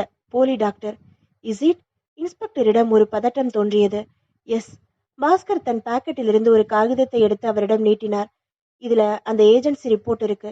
இத ஒரு கைட்லைனா வச்சுக்கிட்டு நீங்க அவரை விசாரிச்சு திருப்தி அடைஞ்சதுக்கு அப்புறம் கைது பண்ணலாம். நீங்க சுதாகரனை பத்தி மட்டும்தான் விசாரணை பண்ண சொன்னீங்களா? இல்ல, ரேஷ்மாவை சுத்தியுள்ள எல்லாரையும் பத்தி விசாரணை பண்ணியாச்சு. சுதாகரன் என்ன செஞ்சாரு? அடுத்த 3வது மணியில் மாணிக்கராஜ் கான்ஸ்டபிள்கள் தொடர கருப்பசாமியின் வீட்டுக்கு பாஸ்கர் வந்தான். அசாதாரணமான நேரத்தோடு வீட்டிலிருந்து கருப்பசாமி முதலில் மிரண்டார். ரேஷ்மா பாதுகாப்பு கோரியதில் பயந்த சம்பவங்களாலும் இன்ஸ்பெக்டர் வருவது இயல்புதான். ஆனால் கான்ஸ்டபிள்கள் பின்தொடர அந்த வித்தியாசம் அவரை அதிர வைத்தது. ஆனாலும் வரவேற்றார். வாங்க இன்ஸ்பெக்டர், என்ன விஷயம்? ரேஷ்மா கொடுத்திருந்த புகார் தொடர்பான விசாரணைகள் எல்லாம் முடிஞ்சிடுச்சு. குற்றவாளியை கைது பண்ண வேண்டியதுதான் பாக்கி. குற்றவாளியா? என்ன சொல்றீங்க? அவ ஏதோ பயந்து போனா. மந்திரம் மாயம்னு பார்க்க ஆசைப்பட்டா. சரி, பாத்துக்கன்னு சுதந்திரமா விட்டுட்டேன். அது போக அறிவுபூர்வமான முயற்சியா டாக்டர் கிட்ட கூட்டிட்டு போனேன். இதுல குற்றம் ஏது? குற்றவாளி யாரு? அதுக்கு பேச்சுக்குரல் கேட்டு ஒவ்வொருவராக அங்கு வந்து சேர்ந்தார்கள். முதலில் சித்தி, பிறகு பிள்ளைகள், பின் ரேஷ்மா, அப்பு, டிரைவர். எல்லோரும் வந்து நின்றதும் கருப்பசாமி மேலும் அவமானமாக உணர்ந்தார். நன்றாக மூச்சு வாங்கினார். ஆல்ரைட் இன்ஸ்பெக்டர், உங்க சந்தேகம் என்னவோ அதை சொல்லிட்டு எங்கள யாரெல்லாம் கைது கைது பண்ணணுமோ பண்ணிட்டு போங்க. மாணிக்கராஜ் சிரித்தார். ஏதோ ஒரு சந்தேகத்தின் பேர்ல எல்லாரையும் கூட்டம் கூட்டமா கைது செய்ய நான் வரல. தெளிவா பின் பாயிண்டா இவர்தான் குற்றவாளின்னு முடிவு பண்ணிட்டு தான் புறப்பட்டோம். எல்லாரும் உட்காருங்க. முதல்ல நீங்க நிறைய தெரிஞ்சுக்க வேண்டியிருக்கு. அவர்கள் தயக்கத்துடனும் அச்சத்துடனும் உட்கார்ந்தார்கள். அப்புவும் டிரைவரும் மரியாதை கருதி நின்றிருந்தார்கள். டிரைவர் தயக்கத்துடன், ஐயா நான் இருக்கணுமா என்று கேட்டார். கண்டிப்பா, நான் சொன்னதுக்கு அப்புறம் நீங்க கலையலாம். ஆரம்பத்திலிருந்தே இந்த கேஸ்ல நான் சரியான அக்கறை காட்டல. காரணம் ரேஷ்மா. அவங்க அப்பாவோட சாவுக்கும் அவங்க அச்சுறுத்தப்பட்டதுக்கும் அமானுஷ்யமான காரணங்கள் இருக்குன்னு நம்பினதுதான். அதெல்லாம் பிரம்மைன்னு நான் சுலபமா ஒதுக்கிட்டேன். அதுக்கப்புறம் மிஸ்டர் பாஸ்கரும் ரேஷ்மாவும் கொடைக்கானல் போய் திரும்பினப்போ அங்க ஒரு ஆக்சிடென்ட் நடக்க இருந்தது. டிராபிக் குறைவுதான், எந்த சிக்கலும் இல்லை. ஆனா அங்க ஒரு ஆக்சிடென்ட் நடந்து தான் செத்து போவேங்கிற பயம் அவன் மனசுல ஏற்பட்டிருக்கு. எல்லோரும் வியப்புடன் மாணிக்கராஜை பார்த்து கொண்டிருக்க ரேஷ்மா மற்றும் நன்றியுடனும் பிரமிப்புடனும் பாஸ்கரையே பார்த்து கொண்டிருந்தாள். பாஸ்கர் திரும்பவும் அந்த பாதையில ரேஷ்மாவை கார் ஓட்ட சொல்லியிருக்காரு. திரும்பவும் அவ அதே இடத்துல பயந்திருக்கா. பாஸ்கர் எப்படி கண்டுபிடிச்சாங்கிறத நீங்களே சொல்லுங்க. பாஸ்கர் சொன்னான். ரேஷ்மா தனக்கு ஏற்பட்ட எல்லா அனுபவங்களையும் என்கிட்ட சொல்லியிருக்கா. அந்த வருஷப்படி பார்த்தப்போ ஏதோ ஒரு வெளி சக்திக்கு மட்டுமே பயந்து வந்த ரேஷ்மா அப்புறம் தனக்குள்ளேயே பிரம்மை ஏற்பட்டு பயந்திருக்கா. அந்த பிரம்மை அவளுக்கு சைக்காட்ரிஸ்ட பார்த்ததுக்கு அப்புறம் ஏற்பட்டிருக்கு. அவளை நான் ஒரு மன நோயாளின்னு சந்தேகப்பட்டிருந்தா ஆச்சரியப்பட்டிருக்க மாட்டேன். அவள் நல்ல மனநிலையில இருக்காள்னு நான் உறுதியா நம்பினதால சைக்காட்ரிஸ்ட சந்திச்சதுக்கு அப்புறம் இப்படி ஒரு மனக்குழப்பம் ஏற்பட்டது ஏன்னு யோசிச்சேன். சந்தேகப்பட்டேன். முயற்சி செஞ்சு ஒரு விஷயத்தை கண்டுபிடிச்சேன். டாக்டர் சுதாகரன் ஒரு போலி டாக்டர். எல்லோர் முகத்திலும் அதிர்ச்சி பரவியது. இன்ஸ்பெக்டர் சொன்னார். சுதாகரன் இப்ப எங்க கஸ்டடியில இருக்கான். தனக்கு தெரிஞ்ச ஹிப்னாட்டிசத்தை மெஸ்பரிசத்தையும் ட்ரக்ஸையும் வச்சுக்கிட்டு இத்தனை நாள் எல்லாரையும் ஏமாத்திட்டு வந்திருக்கான். ரேஷ்மாவை ஹிப்னாட்டிக் மயக்கத்துக்கு கொண்டு போனவன் மலைப்பாதையில ஒரு குறிப்பிட்ட இடத்துல ஆக்சிடென்ட் ஆகி அவ இறக்க போறாங்கிற எண்ணத்தை அவளோட சப்கான்சியஸ்ல ஏற்படுத்திட்டான். அந்த ஆக்சிடென்ட் திட்டமிட்டபடி நடந்திருந்தா இதெல்லாம் வெளிச்சத்துக்கு வந்திருக்காது. ரேஷ்மாவோட மரணம் ஒரு விபத்தா முடிஞ்சிருக்கும். அவங்க அப்பாவோட மரணம் ஒரு வகை விபத்தாவும் இது வேறொரு வகை விபத்தாவும் சுலபமா முடிஞ்சிருக்கும். சுதாகரனுக்கு எங்க குடும்பத்து மேல என்ன பகை? சுதாகரன் கருவிதான். தன்னோட இரண்டாவது கொலை முயற்சிய வித்தியாசமா தேர்வு செஞ்ச குற்றவாளிக்கு தான் உங்க குடும்பத்து மேல தீராத பகை. கருப்பசாமி தீராத ஆச்சரியத்துடன் மெல்லிய நடுக்கத்துடனும் கேட்டார். யார் இந்த குற்றவாளி? எங்க இருக்கா? இங்கேயே. இங்கேயா? யாரு? அப்பு. ஸ்டேஷனில். அப்பு. எனக்கு ஒன்றும் தெரியாது என்றான். ஆனா எங்களுக்கு எல்லாம் தெரியும் என்றார் மாணிக்கராஜ். சொல்றேன் கேட்டுக்க. ரேஷ்மாவோட அப்பா தியாகராஜனும் உனக்கு மெட்ராஸ்லயே தெரியும். இல்ல, போய். உங்க அம்மா தானே மெட்ராஸ்ல அவங்க வீட்டு சமையல்காரி. அவன் திருதிருத்தான். உன் சரித்திரம் இப்ப என் கையில இருக்கு. ஆரம்பத்துல தியாகராஜன் வீட்டுல சமையல் மட்டும் செஞ்சுக்கிட்டு இருந்த உங்க அம்மாவுக்கு அப்புறமா ஒரு ப்ரமோஷன் கிடைச்சது, வப்பாட்டியா. அவன் முகம் வெளிரி போனான். ஒப்புக்கொள்வதா, மறுப்பதா, அமைதியாக இருப்பதா, அடிபடுவதா என்று குழம்பினான். மௌனமாக இருந்தான். தியாகராஜன் இங்க வந்ததுக்கு அப்புறம் உங்க அம்மாவுக்கு பணம் அனுப்பியிருக்காரு. உங்க அம்மா இறந்த உடனே பணம் அனுப்புறத நிறுத்திட்டாரு. பிழைக்க வழியில்லேன்னு வந்து கெஞ்சின உனக்கு இங்க சமையல் வேலை கொடுத்து அன்பா நடத்தியிருக்காரு. அவர் வீட்டு உப்பை தின்னு உன்னை வளர்த்துக்கிட்டே அவரை அழிச்சிட்ட. அவர் மகளையும் கொல்ல முயற்சி செஞ்ச. இல்ல என்றவனின் முகவாய் பெயர்ந்தது. உதட்டோரம் கூடாக ரத்தம். சுதாகரனை உனக்கு மெட்ராஸ்லயே பழக்கம். அவன் வெறும் பார்மசிஸ்ட் தான் உனக்கு தெரியும். நீதான் ரேஷ்மாவை கொல்ல அவன் உதவியை தேடி வந்தேன்னு அவன் சொல்லிட்டான். இன்னுமா மறுக்க போற? ரத்தத்தை துடைத்து கொண்டான். நான் என்னோட குற்றங்களை மறுக்கல. நான் நன்றி கட்டவே இல்லைன்னு சொல்றேன். ஒரு விதவியோட மகனா இருந்தப்போ எனக்கு சமூகத்துல மதிப்பு இருந்தது. பணம் இல்லைனாலும் நான் கௌரவமா இருந்தேன். ஆனா இந்த விதவை தியாகராஜனோட வப்பாட்டியா ஆனதும் நான் என் கௌரவத்தையும் இழந்தேன். அந்த விதவை தியாகராஜனோட வப்பாட்டி ஆனதும் நான் என் கௌரவத்தையும் இழந்தேன். 2 பேரையும் கொல்ல நினைச்சேன். அவ என்னை பெத்தவங்கிறதால முடியல. சீக்காளியா கிடந்து செத்து போனா. இங்க வந்தேன். சமையல்காரான சமயம் பார்த்தேன். சூனியம் ஏவல்ங்கிற நம்பிக்கை அந்த ஆளுக்கு இருந்துச்சு. அதை நான் பயன்படுத்திக்கிட்டேன். அவரோட கட்டிலுக்கு கீழே ஸ்பீக்கரை பொருத்தி என் அறையில இருந்தபடியே அச்சுறுத்தினேன். நடு ராத்திரியில ஜன்னல் பக்கம் நின்று அலற வச்சேன். அமானுஷ்யம்னு அவனும் மனநோயின்னு மற்றவங்களும் நினச்சிக்கிட்டு இருந்தப்போ சிட் அவுட்ல இருந்து கீழே தள்ளி கொன்னேன். இன்ஸ்பெக்டர் அவனே பேசட்டும் என்று காத்திருந்தார். என்னை இந்த நிலைக்கு ஆளாக்கின அவனோட வம்சமே விளங்கக்கூடாதுன்னு தான் அந்த பொண்ணையும் அச்சுறுத்தினேன். ஆக்சிடென்ட்னு நம்ப வச்சு கொல்ல முயற்சி பண்ணேன். மனுஷன் நினைப்பான், கடவுள் முடிப்பான்.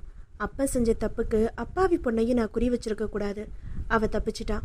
எல்லாம் தான் வெளிச்சத்துக்கு வந்தாச்சே, இன்னும் நீயே உம்முன்னு இருக்க? பாஸ்கர் கேட்க, எங்க சித்தப்பாவும் மேனேஜரும் நல்லவங்களா? இல்ல, அவங்க விஷயம் எதுவும் வெளிச்சத்துக்கு வரலையே. உங்க சித்தப்பா உன் மேல பாசத்தோட இருக்காரு, அதை விட பணத்து மேல. அதனால தான் கஞ்சா அண்ட் ஆல் தட். இனிமே நீ முடிஞ்சா அதை கண்ட்ரோல் பண்ணலாம். முடியலைனா பார்ட்டிஷனுக்கு நான் உன்னை காப்பாத்திக்க வழி. தோட்டத்தில் பதிஞ்சிருந்த அந்த வெறும் கால் தடங்கள், தோட்டத்தில் கிடந்த பாவை, இதெல்லாம் அப்புவுடைய செயற்கை ஏற்பாடுகள். எங்கள் அப்பாவை நினச்சாலே மனசு எரியுது. அப்படி என்ன தப்பு பண்ணிட்டாரு? ஒரு சமையல்காரியோட மனிதர்கள் புரிந்து கொள்ள அது மனித காதல் அல்ல. கொன்னுடுவேன். நானே நொந்து போயிருக்கேன். இதோ பாரு, இதெல்லாம் சராசரி மனித பலவீனம். இதுக்காக அவரை வெறுக்கிறதுலையும் கோபிக்கிறதுலையும் அர்த்தமே இல்லை. இருந்தாலும் ரேஷ்மா டியர், 20 வருஷத்துக்கு முன்னால தேவதானப்பட்டியில உனக்கு இவ்வளவு மாடனா பேர் வச்சிருக்காரே, அதுக்காகவாவது அவரை மன்னிக்கலாம். கிழிச்சாரு. அவர் எனக்கு வச்ச பேரு ராக்கம்மா. நான் தான் கேசட்ல பதிவு பண்ணி பேரை மாத்திக்கிட்டேன். ராக்கம்மா, ராக்கு, நல்ல பேரு. இனிமே உன்னை அப்படியே கூப்பிடுறேன். பல்ல உடைச்சிடுவேன். You are having plenty of chances. நமக்கு தான் கல்யாணமாக போகுதே. முற்றும். இதோட இந்த நாவல் முடியுது. அடுத்த வீடியோவில் இன்னொரு புது நாவல் பார்க்கலாம்.